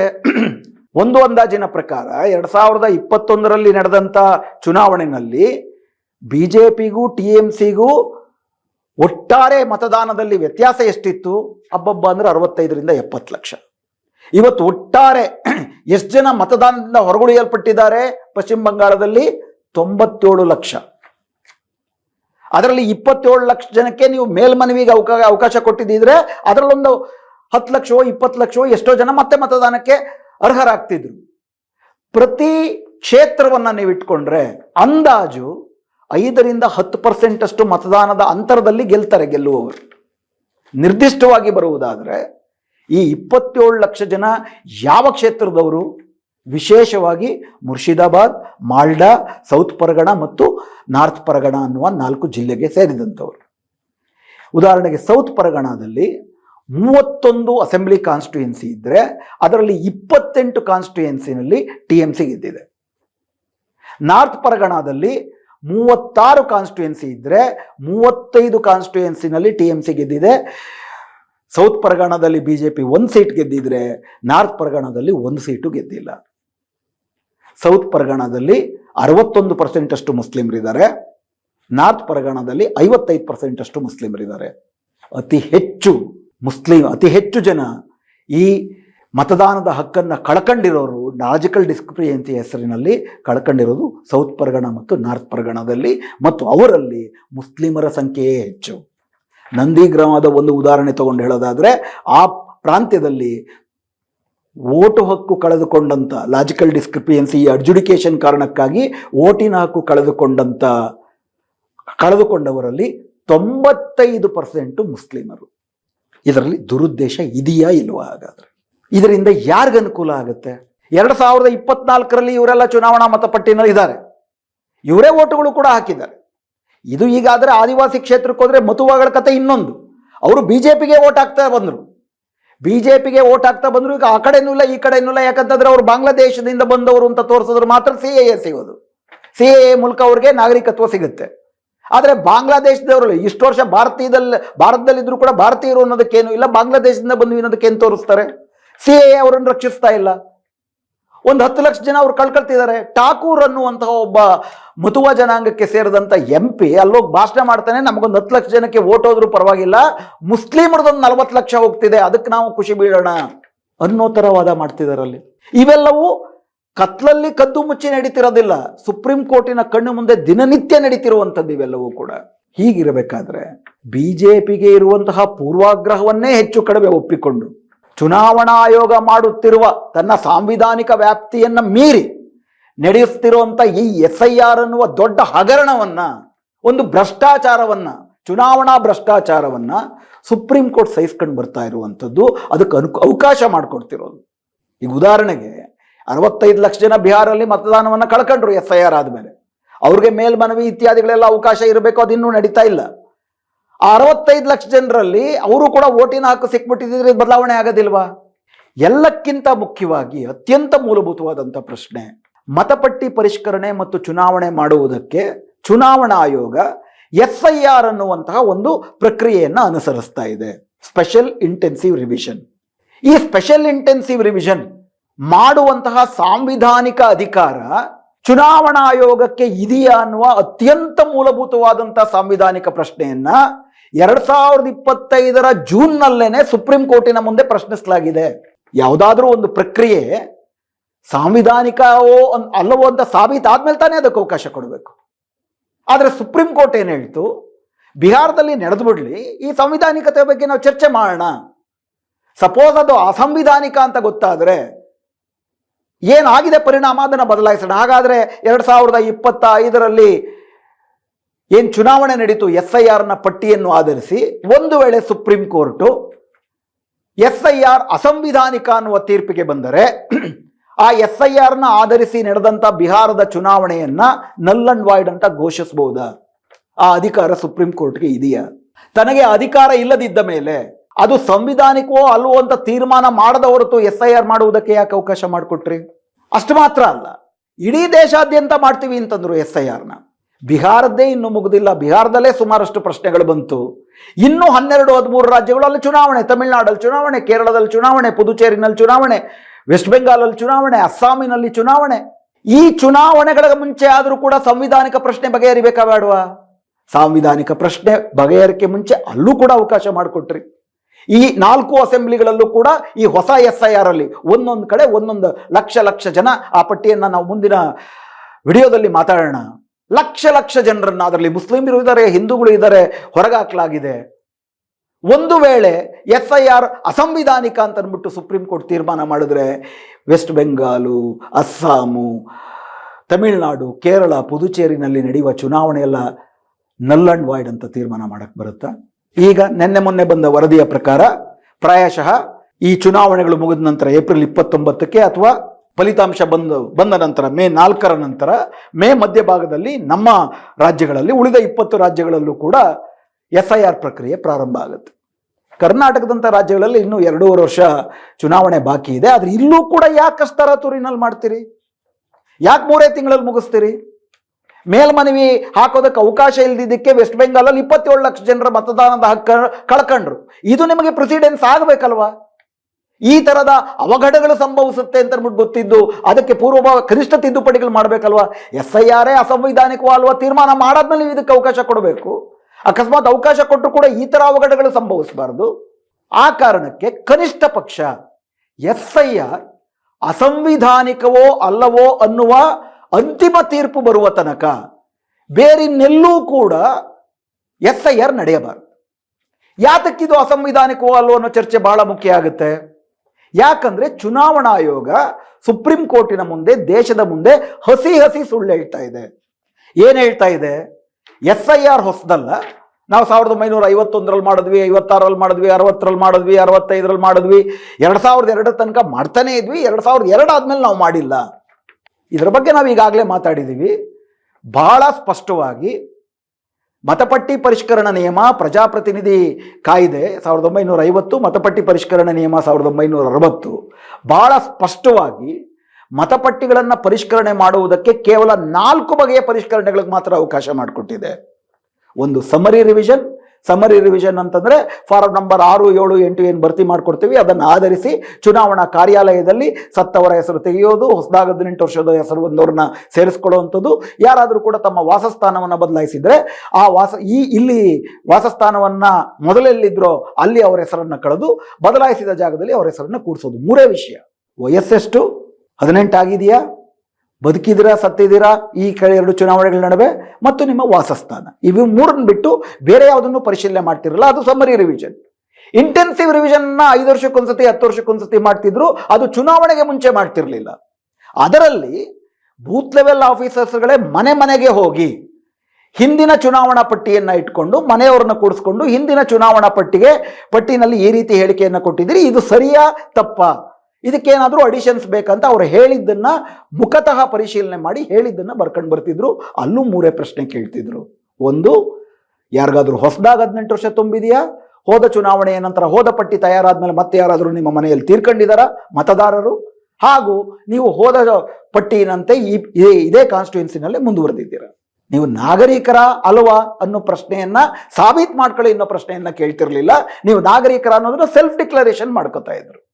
ಯಾಕಂದ್ರೆ ಒಬ್ಬರು ನಾಗರಿಕರೋ ಅಲ್ಲವೋ ಅಂತ ಪರಿಶೀಲನೆ ಮಾಡುವುದು, ಅದನ್ನು ಆಧರಿಸಿ ತೀರ್ಮಾನ ತೆಗೆದುಕೊಳ್ಳುವ ಅಧಿಕಾರ ಚುನಾವಣಾ ಆಯೋಗಕ್ಕೆ ಇಲ್ಲ. ಇದನ್ನ ಅತ್ಯಂತ ಸ್ಪಷ್ಟವಾಗಿ ಲಾಲ್ ಬಾಬು ಹುಸೇನ್ ಪ್ರಕರಣ ಅಂತ 1995ರಲ್ಲಿ ಅವತ್ತಿನ ಸುಪ್ರೀಂ ಕೋರ್ಟ್ನ ಚೀಫ್ ಜಸ್ಟಿಸ್ ಅಹಮದಿ ಅವರ ನೇತೃತ್ವದ ತ್ರಿಸದಸ್ಯ ಪೀಠ ಬಹಳ ಸ್ಪಷ್ಟವಾಗಿ, ಆಗ್ಲೂ ಕೂಡ ಬಾಂಬೆ ಮತ್ತು ಡೆಲ್ಲಿನಲ್ಲಿ ಸರ್ಕಾರಿ ಅಧಿಕಾರಿಗಳು, ಪೊಲೀಸ್ ಅಧಿಕಾರಿಗಳು ಕೊಟ್ಟ ವರದಿಯನ್ನು ಆಧರಿಸಿ ಸುಮಾರು 1000 ಜನ ಮುಸ್ಲಿಮರನ್ನ ಇವರು ಬಾಂಗ್ಲಾದೇಶದ ನುಸುಳುಕೋರರು ಅಂತ ಅವರು ಸಾಕಷ್ಟು ದಾಖಲೆಗಳನ್ನು ಕೊಟ್ಟರು ಕೂಡ ನಿರಾಕರಿಸಿ ಅವರನ್ನ ಓಟಿನ ಹಕ್ಕನ್ನು ನಿರಾಕರಿಸಿದ್ರು. ಸರ್ಕಾರಿ ಅಧಿಕಾರಿಗಳು ಕೊಟ್ಟಂತ ವರದಿಯನ್ನ ಆಧರಿಸಿ ಚುನಾವಣಾ ಆಯೋಗ ನಿರಾಕರಿಸಿತ್ತು. ಆಗ ಸುಪ್ರೀಂ ಕೋರ್ಟ್ನ ತ್ರಿಸದಸ್ಯ ಪೀಠ 3 ಜನರ ಪೀಠ ಬಹಳ ಸ್ಪಷ್ಟವಾಗಿ ಒಬ್ಬರ ನಾಗರಿಕತ್ವವನ್ನು ತೀರ್ಮಾನ ಮಾಡುವಂತಹ ಅಧಿಕಾರ ಚುನಾವಣಾ ಆಯೋಗಕ್ಕೆ ಇಲ್ಲ. ಅದಕ್ಕೊಂದು ಸಕ್ಷಮ ಪ್ರಾಧಿಕಾರಗಳಿರ್ತವೆ, ಕಾಂಪಿಟೆಂಟ್ ಅಥಾರಿಟಿಗಳು, ಅವರು ಅದನ್ನು ತೀರ್ಮಾನ ಮಾಡಬೇಕು. ಮತ್ತು ಅದನ್ನೊಬ್ಬ ಸರ್ಕಾರಿ ಅಧಿಕಾರಿಗಳು ಸರ್ಕಾರ ಕೊಟ್ಟಂತ ಮಾಹಿತಿಯನ್ನು ಆಧರಿಸಿ ಮಾಡಬಾರ್ದು. ಅದಕ್ಕೊಂದು ಟ್ರಿಬ್ಯುನಲ್, ನ್ಯಾಯ ವಿಚಾರಣೆ ಇರಬೇಕು. ಸರ್ಕಾರವೂ ಅದರಲ್ಲಿ ಒಂದು ಪಕ್ಷ, ಓಟುದಾರರು ಅದಕ್ಕೆ ಪ್ರತಿಪಕ್ಷ. ಒಂದು ವೇಳೆ ಓಟುದಾರರು ಅದರ ಹಿಂದಿನ ಚುನಾವಣೆಯಲ್ಲಿ ಓಟ್ ಹಾಕಿರೋದನ್ನ ಸಾಬೀತು ಮಾಡಿದ್ರೆ ಅದನ್ನ ಒಂದು ಗಂಭೀರವಾದಂಥ ಪುರಾವೆಯನ್ನಾಗಿ ಪರಿಗಣಿಸಬೇಕು. ಇದನ್ನ ಮಾರ್ಗಸೂಚಿಯನ್ನಾಗಿ ಕೊಡಲಾಯಿತು, 8 ಅಂಶಗಳ ಮಾರ್ಗಸೂಚಿಯನ್ನ. ಸೊ ಹೀಗಾಗಿ ನಮ್ಮ ದೇಶದಲ್ಲಿ ಇದ್ದದ್ದು ಇಂಟೆನ್ಸಿವ್ ರಿವಿಷನ್, ಸಮ್ಮರಿ ರಿವಿಷನ್ ಮತ್ತು ಕಾಲಕ್ಕೆ ಅಗತ್ಯ ಬಿದ್ದಾಗ special summary revision, partly summary, partly intensive revision. ಎಲ್ಲಾದರೂ ವಿಶೇಷವಾಗಿ ಒಂದು ನಿರ್ದಿಷ್ಟ ಪ್ರದೇಶದಲ್ಲಿ ಮತಪಟ್ಟಿಗಳ ಏರುಪೇರಾಯಿತು ಅಂತಂದ್ರೆ ಅಲ್ಲಿಯ ಜನರನ್ನೆಲ್ಲ ಕೂಡಿಸ್ಕೊಂಡು ಇವರು ಕೂಡ ಅಲ್ಲಿಗೆ ಹೋಗಿ ಚುನಾವಣಾಧಿಕಾರಿಗಳು ಅಲ್ಲಿ ಒಂದು ನಿರ್ದಿಷ್ಟ ಪ್ರದೇಶಕ್ಕೆ ಸೀಮಿತವಾಗಿ ಮಾತ್ರ ಮಾಡುವಂಥ partly summary, partly intensive revision ಮಾಡ್ತಿದ್ರು. ಅಂದ್ರೆ ಸಂವಿಧಾನದಲ್ಲಾಗಲಿ, ಮತಪಟ್ಟಿ ಪರಿಷ್ಕರಣಾ ನಿಯಮಗಳಲ್ಲಾಗಲಿ, ಅಥವಾ 1950ರ ಪ್ರಜಾಪ್ರತಿನಿಧಿ ಕಾಯ್ದೆಯಲ್ಲಾಗಲಿ, ಅಥವಾ ಇತ್ತೀಚಿನ 2023ರಲ್ಲಿ ಇದೇ ಚುನಾವಣಾ ಆಯೋಗ, ಮೋದಿ ಸರ್ಕಾರವೇ ನೇಮಿಸಿದಂಥ ಚುನಾವಣಾ ಆಯೋಗ ಹೊರತಂದಂಥ ಮ್ಯಾನ್ಯುಯಲ್ನಲ್ಲೂ ಕೂಡ ತುಂಬಾ ಸ್ಪಷ್ಟವಾಗಿ ನಮೂದಾಗಿರೋದು 4 summary revision, intensive revision, special summary revision, partly intensive and partly summary revision. ಇಲ್ಲೆಲ್ಲೂ ಕೂಡ ಸ್ಪೆಷಲ್ ಇಂಟೆನ್ಸಿವ್ ರಿವಿಷನ್ ಇಲ್ಲ. ಇಲ್ಲೆಲ್ಲೂ ಕೂಡ ಸ್ಪೆಷಲ್ ಇಂಟೆನ್ಸಿವ್ ರಿವಿಷನ್ನಲ್ಲಿ ಈಗ ಚುನಾವಣಾ ಅಧಿಕಾರಿಗಳು ಮಾಡ್ತಿರೋ ಥರ ನಾಗರಿಕತ್ವ ಪರಿಶೀಲನೆ ಇಲ್ಲ. ತಮ್ಮ ಪರದೆಯ ಮೇಲೆ 2023ರಲ್ಲಿ ಮೋದಿ ಸರ್ಕಾರ ನೇಮಕ ಮಾಡಿದಂಥ ಚುನಾವಣಾ ಆಯೋಗ ಮಾಡಿದಂಥ ಒಂದು ಮ್ಯಾನ್ಯುಯಲ್ ಬರುತ್ತೆ. ಆ ಮ್ಯಾನ್ಯುಯಲ್ನಲ್ಲಿ ತುಂಬ ಸ್ಪಷ್ಟವಾಗಿ, ಯಾಕಂದ್ರೆ ಇವ್ರು ಪದೇ ಹೇಳ್ತಿರೋದೇನಪ್ಪ ಅಂದರೆ 2002ರಲ್ಲಿ ನಾವು ಸ್ಪೆಷಲ್ ಇಂಟೆನ್ಸಿವ್ ರಿವಿಷನ್ ಮಾಡಿಬಿಟ್ವಿ ಅಂತ ಹಸಿ ಸುಳ್ಳು ಹೇಳ್ತಿದ್ದಾರೆ. 2023ರ ಮ್ಯಾನ್ಯುಯಲ್ನಲ್ಲಿ ಚುನಾವಣಾ ಆಯೋಗದ ಮ್ಯಾನ್ಯುಯಲ್ ಏನು ಹೇಳಿದೆ ಅನ್ನೋದನ್ನೇ ತಮಗೆ ಓದಿ ಹೇಳ್ತೀನಿ. 1.25ರ ಅಂಶದಲ್ಲಿ ಇರುವುದನ್ನು ಓದಿ. Special revision of intensive nature was undertaken with reference to 1/1/2002 as the qualifying date in 20 states, while in the remaining state the summary revision was ordered. 2002ರ ಜನವರಿ 1ರ ಆದೇಶಕ್ಕೆ ಅನುಸಾರವಾಗಿ ಏನು ಮಾಡಿದ್ರು? Special revision of intensive nature, ಒಂದು ತೀವ್ರ ಪರಿಷ್ಕರಣೆ, ವಿಶೇಷವಾಗಿ ತೀವ್ರ ಪರಿಷ್ಕರಣೆ ಅಂದ್ರೇನು ಅದನ್ನು ವಿವರಿಸ್ತಾರೆ ಆಮೇಲೆ. ಇಂಟೆನ್ಸಿವ್ ರಿವಿಷನ್ನ ಮಾಡಿದ್ರು. ಏನದು? Special revision of intensive nature was different from the intensive revision provided in the statute. As during special revision of intensive nature, enumerators was sent to house verification with a working copy containing details of existing electors in a row with a blank row beneath for correction in the existing particulars and also for capturing the details of newly eligible persons. ಏನ್ ಮಾಡ್ತಿದ್ರು ಇವರು? Special intensive revision of special nature ಅಲ್ಲಿ ಎನ್ಯೂಮರೇಟರ್ಸ್, booth level ಆಫೀಸರ್ಸ್ಗಳು ತಮ್ಮ ಬಳಿ ಇರುವಂತಹ electoral ಪಟ್ಟಿಯನ್ನ ತೆಗೆದುಕೊಂಡು ಹೋಗಿ ಜನರ ಹತ್ರ ಕೂತ್ಕೊಂಡು ಮಾತಾಡ್ತಿದ್ರು ಮತ್ತು ಅವ್ರ ಹತ್ರ ಏನ್ ಮಾಡ್ತಿದ್ರು? ಎ ಬ್ಲಾಂಕ್ ರೋ, ಹೊಸದಾಗಿ ಅಡಿಷನ್ ಮಾಡೋದಕ್ಕೆ, beneath for correction in the existing particulars and also for capturing the details of the newly eligible person. ಎಲ್ಲಿ ಕರೆಕ್ಷನ್ಸ್ ಮಾಡ್ತಿದ್ರು ಅವರು? ಅವ್ರ ಹತ್ರ ಕೂತ್ಕೊಂಡು ಅವ್ರು ಹೇಳಿದ್ ನೋಡಿ ಕರೆಕ್ಷನ್ಸ್ ಮಾಡ್ಕೊಡ್ತಿದ್ರು. ಯಾಕಂದ್ರೆ ಒಂದು ಬ್ಲಾಂಕ್ ಪಟ್ಟಿಯನ್ನು ಕರ್ಕೊಂಡು ತಗೊಂಡು ಹೋಗ್ತಿದ್ರು. ಹಾಗೂ ಹೊಸದಾಗಿ 18 ವರ್ಷ ತುಂಬಿದವ್ರನ್ನ ಅಲ್ಲಿ ಸೇರಿಸ್ಕೊತಿದ್ರು. ಇದರಲ್ಲಿ 2 ಅಂಶಗಳು ಸ್ಪಷ್ಟವಾಗ್ತವೆ. ಒಂದು, 2002ಕ್ಕೆ ಮುಂಚೆ ಎಲ್ಲೂ intensive revision of special nature ಕೂಡ ಮಾಡಿರಲಿಲ್ಲ. ಮಾಡಿದ್ದು ಬರೀ IR ಮತ್ತು SR ಮಾತ್ರ, ಇಂಟೆನ್ಸಿವ್ ರಿವಿಷನ್ ಮತ್ತು ಸಮರಿ ರಿವಿಷನ್ ಮಾತ್ರ. 2002ರಲ್ಲೂ ಕೂಡ ಮಾಡಿದ್ದು ಇಂಟೆನ್ಸಿವ್ ರಿವಿಷನ್ನೇ. ಯಾಕಂದ್ರೆ ಅಲ್ಲಿ ನಾಗರಿಕತ್ವಕ್ಕೆ ಸಂಬಂಧಪಟ್ಟದ್ದೇನು ಕೇಳಲಿಲ್ಲ. ಬೂತ್ ಲೆವೆಲ್ ಆಫೀಸರ್ಸ್ಗಳೇ ಮನೆಗೆ ಬಂದು ಮನೆಯವರು ಹೇಳಿದ್ದನ್ನು ಬರ್ಕೊಂಡು ಹೊಸದಾಗಿ 18 ತಿದ್ದುಪಡಿಗಳನ್ನು, ಮನೆಯವರು ಹೇಳಿದ ತಿದ್ದುಪಡಿಗಳನ್ನು ಬರ್ಕೊಂಡು ಯಾರೋ ಹೊಸದಾಗಿ 18 ವರ್ಷ ತುಂಬಿದ್ರೆ ಅವ್ರನ್ನ ಸೇರಿಸ್ಕೊಂಡು ವಾಪಸ್ ಬರ್ತಿದ್ರು. ಹೀಗಾಗಿ ಇವತ್ತು ಏನು SIR ಅಂತ ಹೇಳಿ, ಆ SIR ಅಲ್ಲಿ ನಿಮ್ಮ ಹೆಸರು 2002ರಲ್ಲಿ ಇರಬೇಕು. ಇರಲಿಲ್ಲ ಅಂತಂದ್ರೆ ನೀವು ನಿಮ್ಮ ನಾಗರಿಕತ್ವವನ್ನು ಸಾಬೀತು ಮಾಡ್ಕೊಳ್ಬೇಕು ಅಂತ ಷರತ್ತಿಟ್ಟು 11 ದಾಖಲೆಗಳಲ್ಲಿ ಒಂದನ್ನು ಕೊಡಬೇಕು ಅಂತ ಅಂದ್ಬಿಟ್ಟು ಏನು ಹೇಳಿದ್ದಾರೆ. ಇದು ಯಾವತ್ತಿಗೂ ಎಲ್ಲಿಯೂ ಮಾಡಿಲ್ಲ. ಇದು ತುಂಬಾ ಮುಖ್ಯವಾದಂಥ ವಿಷಯ. ಯಾಕೆ ಇದು ತುಂಬಾ ಮುಖ್ಯವಾದಂಥ ವಿಷಯ? SIR ಅಲ್ಲಿ, ಯಾಕಂದ್ರೆ 2026 ಜನವರಿ 22ನೇ ತಾರೀಕು ಯಾತಕ್ಕಾಗಿ SIR ಮಾಡಿದಿರ ಅನ್ನೋ ಪ್ರಶ್ನೆಯನ್ನು ಕೇಳಿದ್ದ ನ್ಯಾಯಮೂರ್ತಿ ಜ್ಯೋತಿರ್ಮಯ ಬಾಗ್ಚಿ ಅವರು. ಅವಾಗ ರಾಕೇಶ್ ದ್ವಿವೇದಿಯಂತಹ ಚುನಾವಣಾ ಆಯೋಗದ ವಕೀಲರು ಬಹಳ ಸ್ಪಷ್ಟವಾಗಿ ಹೇಳಿದ್ದೇನಪ್ಪ ಅಂತಂದ್ರೆ, ನಾವು ನಾಗರಿಕತ್ವ ಪರಿಶೀಲನೆ ಮಾಡೋದಕ್ಕೋಸ್ಕರ ಮಾಡ್ತಿದೀವಿ ಇದನ್ನ. ಇದುವರ ತನಕ ಏನು ಮತದಾರರು ಹೇಳ್ತಿದ್ರು ಅದನ್ನ ನಾವು ಆಧರಿಸ್ಕೊಂಡು ತಿದ್ದುಪಡಿ ಮಾಡ್ಕೊಂಡು ಬರ್ತಿದ್ವಿ. ಈಗ ನಾವು ಅದನ್ನು ಪರಿಶೀಲನೆ ಮಾಡ್ತೀವಿ. ಪರಿಶೀಲನೆ ಮಾಡುವ ಅಧಿಕಾರ ನಿಮಗೆ ಎಲ್ಲಿಂದ ಬರುತ್ತೆ? ನಾಗರಿಕರಿಗೆ ಮಾತ್ರ ನಾವು ವೋಟಿನ ಹಕ್ಕು ಕೊಡಬೇಕು. 18 ವರ್ಷ ತುಂಬಿದ ಭಾರತೀಯ ನಾಗರಿಕರಿಗೆ. ಭಾರತೀಯ ನಾಗರಿಕರು ಕೊಡಬೇಕು. ನೀವು ನೀವು ಭಾರತೀಯ ನಾಗರಿಕರ ಅಂತ ನಿಮಗೆ ಕೇಳೋ ಹಕ್ಕಿದೆ. ಆದರೆ ನೀವು ಕೇಳಿದ ನಿಜವಾ ಸರಿಯಾ ತಪ್ಪಾ ಅನ್ನೋದಕ್ಕೆ ನಿಮಗೊಂದು ಮಾರ್ಗಸೂಚಿಗಳೇ ಇಲ್ಲ, ನಿಮಗೆ ಅಧಿಕಾರವೂ ಇಲ್ಲ. ಅದನ್ನು ಮಾಡುವ ಸಕ್ಷಮ ಪ್ರಾಧಿಕಾರ ಬೇರೆ. ಅದನ್ನು ಲಾಲ್ ಬಾಬು ಹುಸೇನ್ ಪ್ರಕರಣದಲ್ಲೂ ಕೂಡ ತುಂಬ ಸ್ಪಷ್ಟವಾಗಿ ಹೇಳಿರುವಂತೆ, ಅತ್ಯಂತ ಸ್ಪಷ್ಟವಾಗಿ ಅದು ಒಂದು ಸಕ್ಷಮ ಪ್ರಾಧಿಕಾರ, ಒಂದು ಟ್ರಿಬ್ಯುನಲ್ ಮಾಡಬೇಕು. ಚುನಾವಣಾ ಆಯೋಗಕ್ಕೆ ಅಧಿಕಾರ ಇಲ್ಲ. ಹಾಗೂ ನೀವು ಮಾಡ್ತಿರೋದು ಸ್ಪೆಷಲ್ ರಿವಿಷನ್ ಅಲ್ಲ, ಇಂಟೆನ್ಸಿವ್ ರಿವಿಷನ್ ಅಲ್ಲ, special revision of intensive nature ಅಲ್ಲ 2002ರಲ್ಲಿ ಮಾಡದಂತೆ. ಇದು ನಾಗರಿಕತ್ವ ಪರಿಶೀಲನೆ. ಯಾರು ಮಾಡ್ತಾರೆ ನಾಗರಿಕತ್ವ ಪರಿಶೀಲನೆ? ನಿಮ್ಮ ಮನೆಗೆ ಬರುವ BLO. ಆ ಫಾರ್ಮ್ನ ನಾವು ಕಳೆದ ಬಾರಿಯೂ ಕೂಡ ವಿಡಿಯೋದಲ್ಲಿ ಚರ್ಚೆ ಮಾಡದಂತೆ ರೆಕಮೆಂಡೆಡ್ ಅಥವಾ ನಾಟ್ ರೆಕಮೆಂಡೆಡ್ ಅಂತ BLOಗೆ 2 ಬಾಕ್ಸ್ಗಳನ್ನು ಕೊಟ್ಟಿದ್ದಾರೆ. ಅವರು ನೋಡಿ ಪರಿಶೀಲಿಸಿ ಅವರೇ ತೀರ್ಮಾನ ಮಾಡ್ತಾರೆ ನಾಟ್ ರೆಕಮೆಂಡೆಡ್ ಅಂತ. ಅದು ಆಮೇಲೆ ERO ಹತ್ರ ಹೋಗುತ್ತೆ. ಮೊದಲು ಎನ್ಯೂಮರೇಷನ್ ಫಾರ್ಮ್ ಕೊಟ್ಟಾದ್ಮೇಲೆ ನಾನು ಅದರಲ್ಲಿ ಇಲ್ದಂಗಾದ್ರೆ ನಾನು ಅವಾಗ ಏನು ಮಾಡಬೇಕು? 1 ತಿಂಗಳ ಅವಧಿನಲ್ಲಿ ERO ಎದುರಿಗೆ ಲಕ್ಷ ಜನರ ಜೊತೆಗೆ ನಾನು ಅದನ್ನು ಆಕ್ಷೇಪಣೆ ಸಲ್ಲಿಸಬೇಕು. ಅಲ್ಲೂ ಕೂಡ ತಿರಸ್ಕರಿಸಿದ್ರೆ ನಾನು ಅಪೀಲ್ ಹೋಗಬೇಕು. ಆ ಅಪೀಲ್ಗೆ ಟ್ರಿಬ್ಯುನಲ್ಗಳನ್ನ ಸ್ಥಾಪನೆ ಮಾಡಬೇಕು, ಮೇಲ್ಮನವಿ ಪ್ರಾಧಿಕಾರ ಸ್ಥಾಪನೆ ಮಾಡಬೇಕು. ಅದನ್ನು ಮಾಡದೊರ್ತು ಅದಕ್ಕೆ ಕಾಲಾವಕಾಶವೇ ಕೊಡದಂತೆ, ಅದನ್ನು ಮಾಡೋಕ್ಕೂ ಅವಕಾಶ ಕೊಡದಂತೆ ಈಗಾಗಲೇ ಚುನಾವಣಾ ಮತಪಟ್ಟಿಗಳು ತಯಾರಾಗ್ತಾ ಇದೆ. ಹೀಗಾಗಿ ಪ್ರಕ್ರಿಯೆಯ ದೃಷ್ಟಿಯಿಂದಲೂ ಸಾಂವಿಧಾನಿಕ ದೃಷ್ಟಿಯಿಂದಲೂ ಇದು ಸಂಪೂರ್ಣವಾಗಿ SIR ಅಸಂವಿಧಾನಿಕ. ನಾಗರಿಕತ್ವವನ್ನು ಪರಿಶೀಲನೆ ಮಾತ್ರ ಮಾಡ್ತಿದೀವಿ. ಅದನ್ನು ಆಧರಿಸಿ ನಾವೇನು ಅವ್ರನ್ನ ದೇಶ ಬಿಟ್ಟು ಹೊರಗಾಗ್ತಿಲ್ಲ ಅಂತ ಅಂದ್ಬಿಟ್ಟು ವಾದ ಮಾಡ್ತಾರೆ ರಾಕೇಶ್ ದ್ವಿವೇದಿ ಅವರು. ಆದರೆ ಪರಿಶೀಲನೆ ಮಾಡಿ ನೀವೇನು ಮಾಡ್ತೀರಿ? ಒಬ್ಬರು ನಾಗರಿಕತ್ವ ನೀವು ಹೇಳೋ 11 ದಾಖಲೆಗಳಲ್ಲಿ 1 ದಾಖಲೆ ಕೊಡಲಿಲ್ಲ. ಆಗ ನೀವೇನು ಮಾಡ್ತೀರಿ? ಬರೀ ಪರಿಶೀಲನೆ ಮಾಡಿ ಸುಮ್ಮನೆ ಇರೋದಿಲ್ಲ. ಅವ್ರನ್ನೇನು ಮಾಡ್ತೀರಿ? ನಾಗರಿಕತ್ವ ಪಟ್ಟಿಯಿಂದ, ಮತದಾರರ ಪಟ್ಟಿಯಿಂದ ಹೊರಗಿಡ್ತೀರಿ. ಅಂದರೆ you also act upon that. ಬರೀ ಅದನ್ನ ಪರಿಶೀಲಿಸೋದಲ್ಲ, ನೀವು ಅದ್ರ ಬಗ್ಗೆ ಒಂದು ತೀರ್ಮಾನಕ್ಕೆ ಬಂದು ಅದರ ಮೇಲೆ ಕ್ರಮವನ್ನು ಜರುಗಿಸ್ತೀರಿ. ತೀರ್ಮಾನಕ್ಕೆ ಬಂದು ಕ್ರಮವನ್ನು ಜರುಗಿಸುವ ಅಧಿಕಾರ ನಿಮಗೆ ಎಲ್ಲಿಂದ ಬಂತು? ಅದು ಎಲ್ಲೂ ಕೂಡ ಯಾವ ನಿಯಮಗಳಲ್ಲೂ ಕೂಡ ಅದಿಲ್ಲ. ನಿಯಮ ಬಾಹಿರ, ಕಾನೂನು ಬಾಹಿರ, ಸಂವಿಧಾನ ಬಾಹಿರ. ಆ ಕಾರಣಕ್ಕಾಗಿ ಮೊದಲು ಇದು ತೀರ್ಮಾನ ಆಗಬೇಕಲ್ವಾ ಸುಪ್ರೀಂ ಕೋರ್ಟ್ನ ನ್ಯಾಯಾಧೀಶರುಗಳೇ. ಇದರ ಬಗ್ಗೆ ಚರ್ಚೆ ನಡೀತಾನೇ ಇದೆ, ವಾದ ನಡೀತಾನೇ ಇದೆ. ಉದ್ದಕ್ಕೂ ಕೂಡ ಸುಪ್ರೀಂ ಕೋರ್ಟು ಕಾಲ ಕಾಲಕ್ಕೆ ಅತ್ಯಂತ ತುರ್ತಾಗಿ ತಮ್ಮೆದುರಿಗೆ ಬಂದಂತ, ಉದಾಹರಣೆಗೆ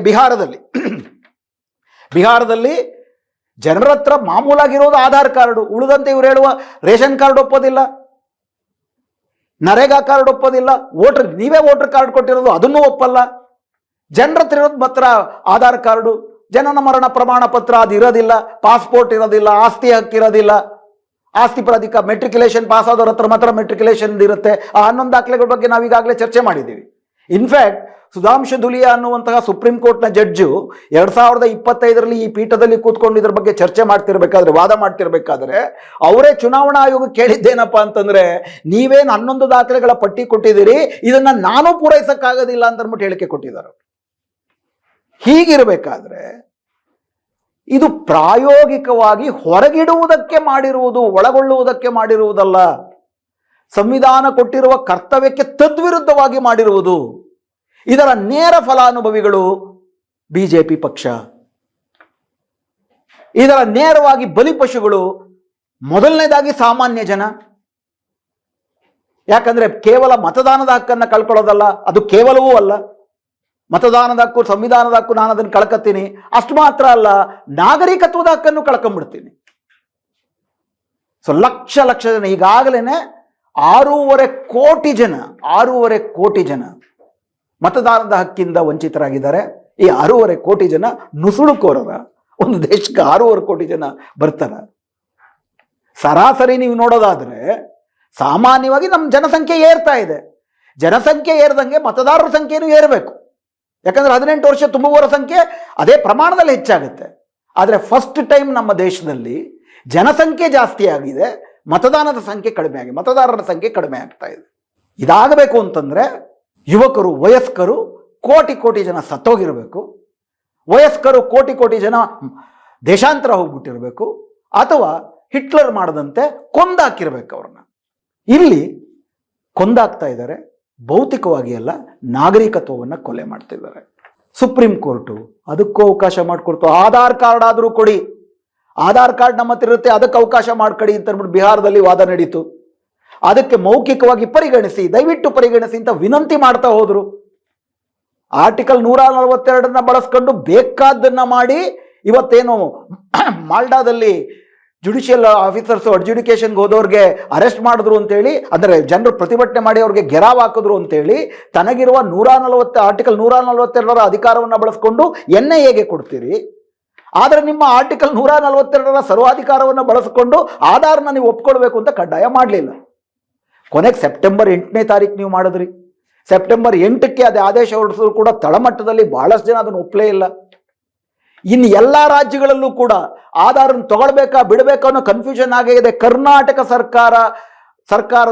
ಕರ್ನಾಟಕದ ಮುಖ್ಯ ಚುನಾವಣಾ ಕಾರ್ಯಾಲಯ ಹೊರಡಿಸಿರುವಂತಹ 64 ಪುಟಗಳ ಬುಕ್ಲೆಟ್ ಅಲ್ಲೂ ಕೂಡ ತುಂಬಾ ಸ್ಪಷ್ಟವಾಗಿ ಕೊಟ್ಟಿರುವ ದಾಖಲೆಗಳ ಪಟ್ಟಿನಲ್ಲಿ 12ನೇ ದಾಖಲೆಯಲ್ಲಿ ಆಧಾರನ್ನ ಸೇರಿಸಲಾಗಿದೆ.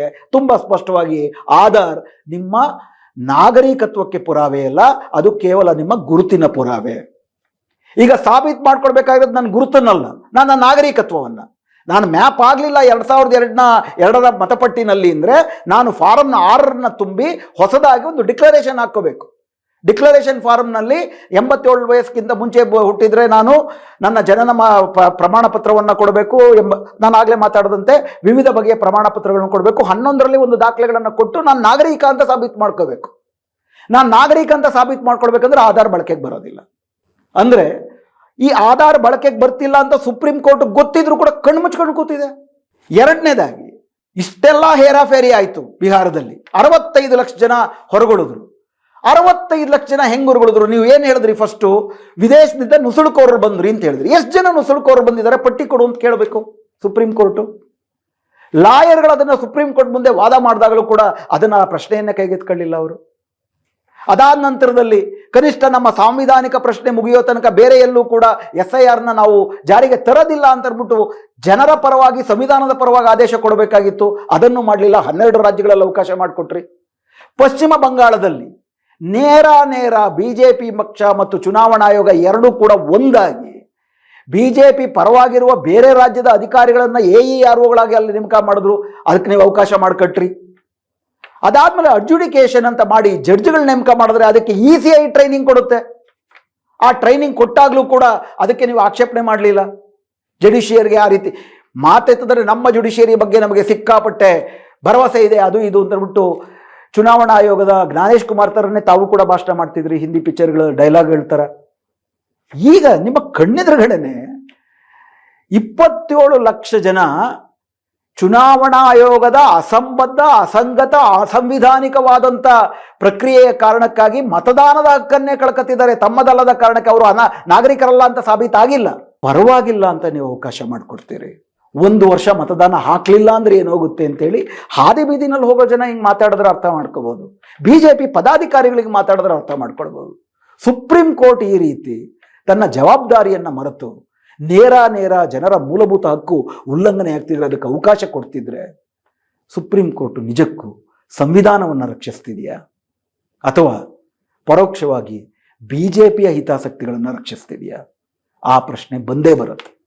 ಈಗ ಮತ್ತೆ ಯಾಕಂದ್ರೆ ಬೇರೆ ಕಡೆ ಆಗಿರುವಂಥ ಹಲವಾರು ಫಾರಂ ನಂಬರ್ 7 ಉದಾಹರಣೆಗೆ ಅಸ್ಸಾಂನಲ್ಲಿ, ಮಧ್ಯಪ್ರದೇಶಲ್ಲಿ, ಗುಜರಾತಲ್ಲಿ ಲಕ್ಷ ಫಾರಂ ನಂಬರ್ 7 ಕೇವಲ ಮುಸ್ಲಿಮರ ವಿರುದ್ಧ ಪ್ರಯೋಗಿಸಲಾಗಿದೆ. ಆ ಫಾರಂ ನಂಬರ್ 7 ಅಂತಂದ್ರೆ ಈ ಕ್ಷೇತ್ರದಲ್ಲಿ ಇರುವಂಥವರು ಸತ್ತೋಗಿದ್ದಾರೆ ಅಥವಾ ಇವರು ವಿದೇಶದಿಂದ ಬಂದಿದ್ದಾರೆ ಅಂತ ಕೊಡುವಂಥ ಒಂದು ಆಕ್ಷೇಪಣಾ ಪತ್ರ. ಆ ಆಕ್ಷೇಪಣಾ ಪತ್ರಕ್ಕೆ ಒಪ್ಪಿಕೊಂಡು ನೋಟಿಸನ್ನು ಸಲ್ಲಿಸಲಾಗಿದೆ. ನಿಮ್ಮ ಕಣ್ಣೆದುರಿಗೆ ಇಷ್ಟು ಬಂದಿದ್ರು ಕೂಡ ಅದಕ್ಕೂ ಅನುಮತಿ ಕೊಟ್ಟಿದ್ದೀರಿ. ವಿಶೇಷವಾಗಿ ಈ 3 ರಾಜ್ಯಗಳಲ್ಲಿ ಅದನ್ನು ಸಿಕ್ಕಾಪಟ್ಟೆ, ಅಸ್ಸಾಂನಲ್ಲಿ, ವೆಸ್ಟ್ ಬೆಂಗಾಲ್ ಅಂತೂ ಸಿಕ್ಕಾಪಟ್ಟೆ ದುರ್ಬಳಕೆ ಆಗಿದೆ. ಅದರ ಬಗ್ಗೆ ಮಧ್ಯಪ್ರದೇಶ, ಗುಜರಾತಲ್ಲೂ ಕೂಡ ಪ್ರತಿದಿನ ವರದಿಗಳು ಬರ್ತಾ ಇದ್ದಾವೆ. ಸುಪ್ರೀಂ ಕೋರ್ಟಲ್ಲಿ ನಿಮ್ಮ ಗಮನಕ್ಕೆ ತರಲಾಗಿದೆ. ಅದಾಗಿದ್ದರೂ ಇಷ್ಟೆಲ್ಲ ಹೇರಾಫೇರಿಗಳಾಗಿದ್ದರೂ 27 ಲಕ್ಷ ಜನ ಈ ಆಡಳಿತದ ವೈಫಲ್ಯದ ಕಾರಣಕ್ಕೆ ನಿಮ್ಮ ಕಣ್ಣೆದುರಿಗೆ ಮತದಾನ ಕಳ್ಕೊಂಡಿದ್ರು ಕೂಡ ನಿನ್ನೆ ಮತ್ತೆ ಚುನಾವಣಾ ಆಯೋಗ ಉಳಿದ 22 ರಾಜ್ಯಗಳಲ್ಲಿ ಮೇ ತಿಂಗಳಲ್ಲಿ ನಾವು ಶುರು ಮಾಡ್ತೀವಿ SIR ಅಂತ ಹೇಳಿದ್ದಾರೆ. ಇಲ್ಲಿ ಈ 2 ರಾಜ್ಯಗಳಲ್ಲಿ, ಈ 22 ರಾಜ್ಯಗಳಲ್ಲಿ ಈಗ ಚುನಾವಣೆ ಏನು ನಡೆಯೋದಿಲ್ಲ. ಅಷ್ಟು ಅರ್ಜೆಂಟಾಗಿ ನೀವು ನಾಗರಿಕತ್ವ ಪರಿಶೀಲನೆ ಮಾಡಬೇಕಾಗಿಲ್ಲ. ಸಾಂವಿಧಾನಿಕತೆ ಸಾಬೀತಾಗುವ ತನಕ ಚುನಾವಣಾ ಆಯೋಗ ಜನರ ನಾಗರಿಕತ್ವವನ್ನು ಪರಿಶೀಲನೆ ಮಾಡಿ, ನಿರ್ಣಯ ಮಾಡಿ, ಕ್ರಮ ತೆಗೆದುಕೊಳ್ಳುವ ಅಧಿಕಾರವಿದೆಯಾ ಅನ್ನುವ ಸಾಂವಿಧಾನಿಕತೆ ತೀರ್ಮಾನ ಆಗುವ ತನಕ ಉಳಿದ ರಾಜ್ಯಗಳಲ್ಲಿ SIRನ ತಡೆ ಹಿಡಿದರೆ ಮಾತ್ರ ಸುಪ್ರೀಂ ಕೋರ್ಟು ಸಂವಿಧಾನವನ್ನು ರಕ್ಷಿಸ್ದಂಗಾಗುತ್ತೆ. ಇಲ್ಲ ಅಂದರೆ BJPಯ ಹಿತಾಸಕ್ತಿಯನ್ನು ಮಾತ್ರ ರಕ್ಷಿಸ್ದಂಗಾಗುತ್ತೆ. ಸುಪ್ರೀಂ ಕೋರ್ಟು ಕೈ ಬಿಟ್ಟರೆ ಉಳ್ಕೊಳ್ಳೋದು ನಮ್ಮ ಸಂವಿಧಾನದ ಮೊದಲನೇ ವಾಕ್ಯ, we the people of India. ಅಂತಿಮವಾಗಿ ಭಾರತೀಯ ಜನರೇ, ನಾವುಗಳೇ, ಸುಪ್ರೀಂ ಕೋರ್ಟು, ಚುನಾವಣಾ ಆಯೋಗ, BJP ಸರ್ಕಾರ ಎಲ್ಲವೂ ಕೂಡ ಸಂವಿಧಾನಕ್ಕೆ ತಕ್ಕಂತೆ ನಡೆದುಕೊಳ್ಳುವ ರೀತಿಯಲ್ಲಿ ಬೀದಿಗೆ ಬಂದು ಹೋರಾಟ ಮಾಡುವ ಅಗತ್ಯ ಇದೆ. ಅದನ್ನು ಬಿಟ್ಟರೆ SIR ಒಳಗಿಂದಲೇ ಡೆಮಾಕ್ರಟೈಸ್ ಕೂಡ ಆಗೋದಿಲ್ಲ. ಗ್ರಾಮ ಸಭೆಯಲ್ಲೋ ಇತ್ಯಾದಿಗಳಲ್ಲೋ ಕರಡು ಪಟ್ಟಿಗಳನ್ನ ಓದಿದ ತಕ್ಷಣ ಅದು ತಿದ್ದುಪಡಿ ಮಾಡುವುದಿಲ್ಲ. ಯಾಕಂದರೆ SIRಗೆ ಬೇಕಾದ ನಿಯಮಗಳನ್ನು ಮಾಡುವ ಪರಮಾಧಿಕಾರ ಮುಖ್ಯ ಚುನಾವಣಾಧಿಕಾರಿಗಳಿಗೆ ಕೊಡಲಾಗಿದೆ. ಅದನ್ನು ಸುಪ್ರೀಂ ಕೋರ್ಟ್ ಕೂಡ ಎತ್ತಿಡಲಾಗಿದೆ. ಬೀದಿಯಲ್ಲಿ ಜನ ಬರೋದು ಹೊರತು ಸಂವಿಧಾನಿಕ ಜವಾಬ್ದಾರಿ ಈ ಯಾವ ಸಾಂವಿಧಾನಿಕ ಸಂಸ್ಥೆಗಳು ಅರಿವಿಗೂ ಬರುವುದಿಲ್ಲ ಅನ್ನುವುದೊಂದೇ ಇದರಿಂದ ನಾವು ಕಲಿಯುವ ಪಾಠ ಅಂತ ನನಗನ್ಸುತ್ತೆ. ತಮಗೇನಿಸುತ್ತೆ ತಿಳಿಸಿ. ನಮಸ್ಕಾರ. ನಮ್ಮ ಕಾರ್ಯಕ್ರಮಗಳನ್ನು ನೀವು ನೋಡ್ತಾ ಇದ್ರೆ ನಮ್ಮ ಚಾನೆಲ್ ಅನ್ನ ಸಬ್ಸ್ಕ್ರೈಬ್ ಮಾಡಿ, ಪಕ್ಕದ ಬೆಲ್ ಐಕನ್ ಒತ್ತಿ ನಮ್ಮನ್ನ ಬೆಂಬಲಿಸಿ. ಹಾಗೆ ನಮ್ಮ ಕಾರ್ಯಕ್ರಮಗಳನ್ನ ಲೈಕ್ ಮಾಡಿ, ಕಮೆಂಟ್ ಮಾಡಿ, ಅದನ್ನ ಬೇರೆಯವರಿಗೂ ವಾಟ್ಸ್ಆಪ್ ಮೂಲಕ ಶೇರ್ ಮಾಡಿ. ನೀವು ಹೀಗೆ ಮಾಡಿದಾಗ ನಮ್ಮ ಚಾನೆಲ್ ಇನ್ನಷ್ಟು ಮತ್ತಷ್ಟು ಜನರಿಗೆ ತಲುಪಲು ನೀವು ನಮ್ಮೊಂದಿಗೆ ಸಹಕರಿಸಿದ ಹಾಗಾಗುತ್ತೆ. ಇದು ನೀವು ಯಾವುದೇ ಖರ್ಚಿಲ್ಲದೆ ಕೆಲವೇ ಸೆಕೆಂಡುಗಳಲ್ಲಿ ನೀಡಬಹುದಾದ ಸಹಕಾರ. ಧನ್ಯವಾದಗಳು.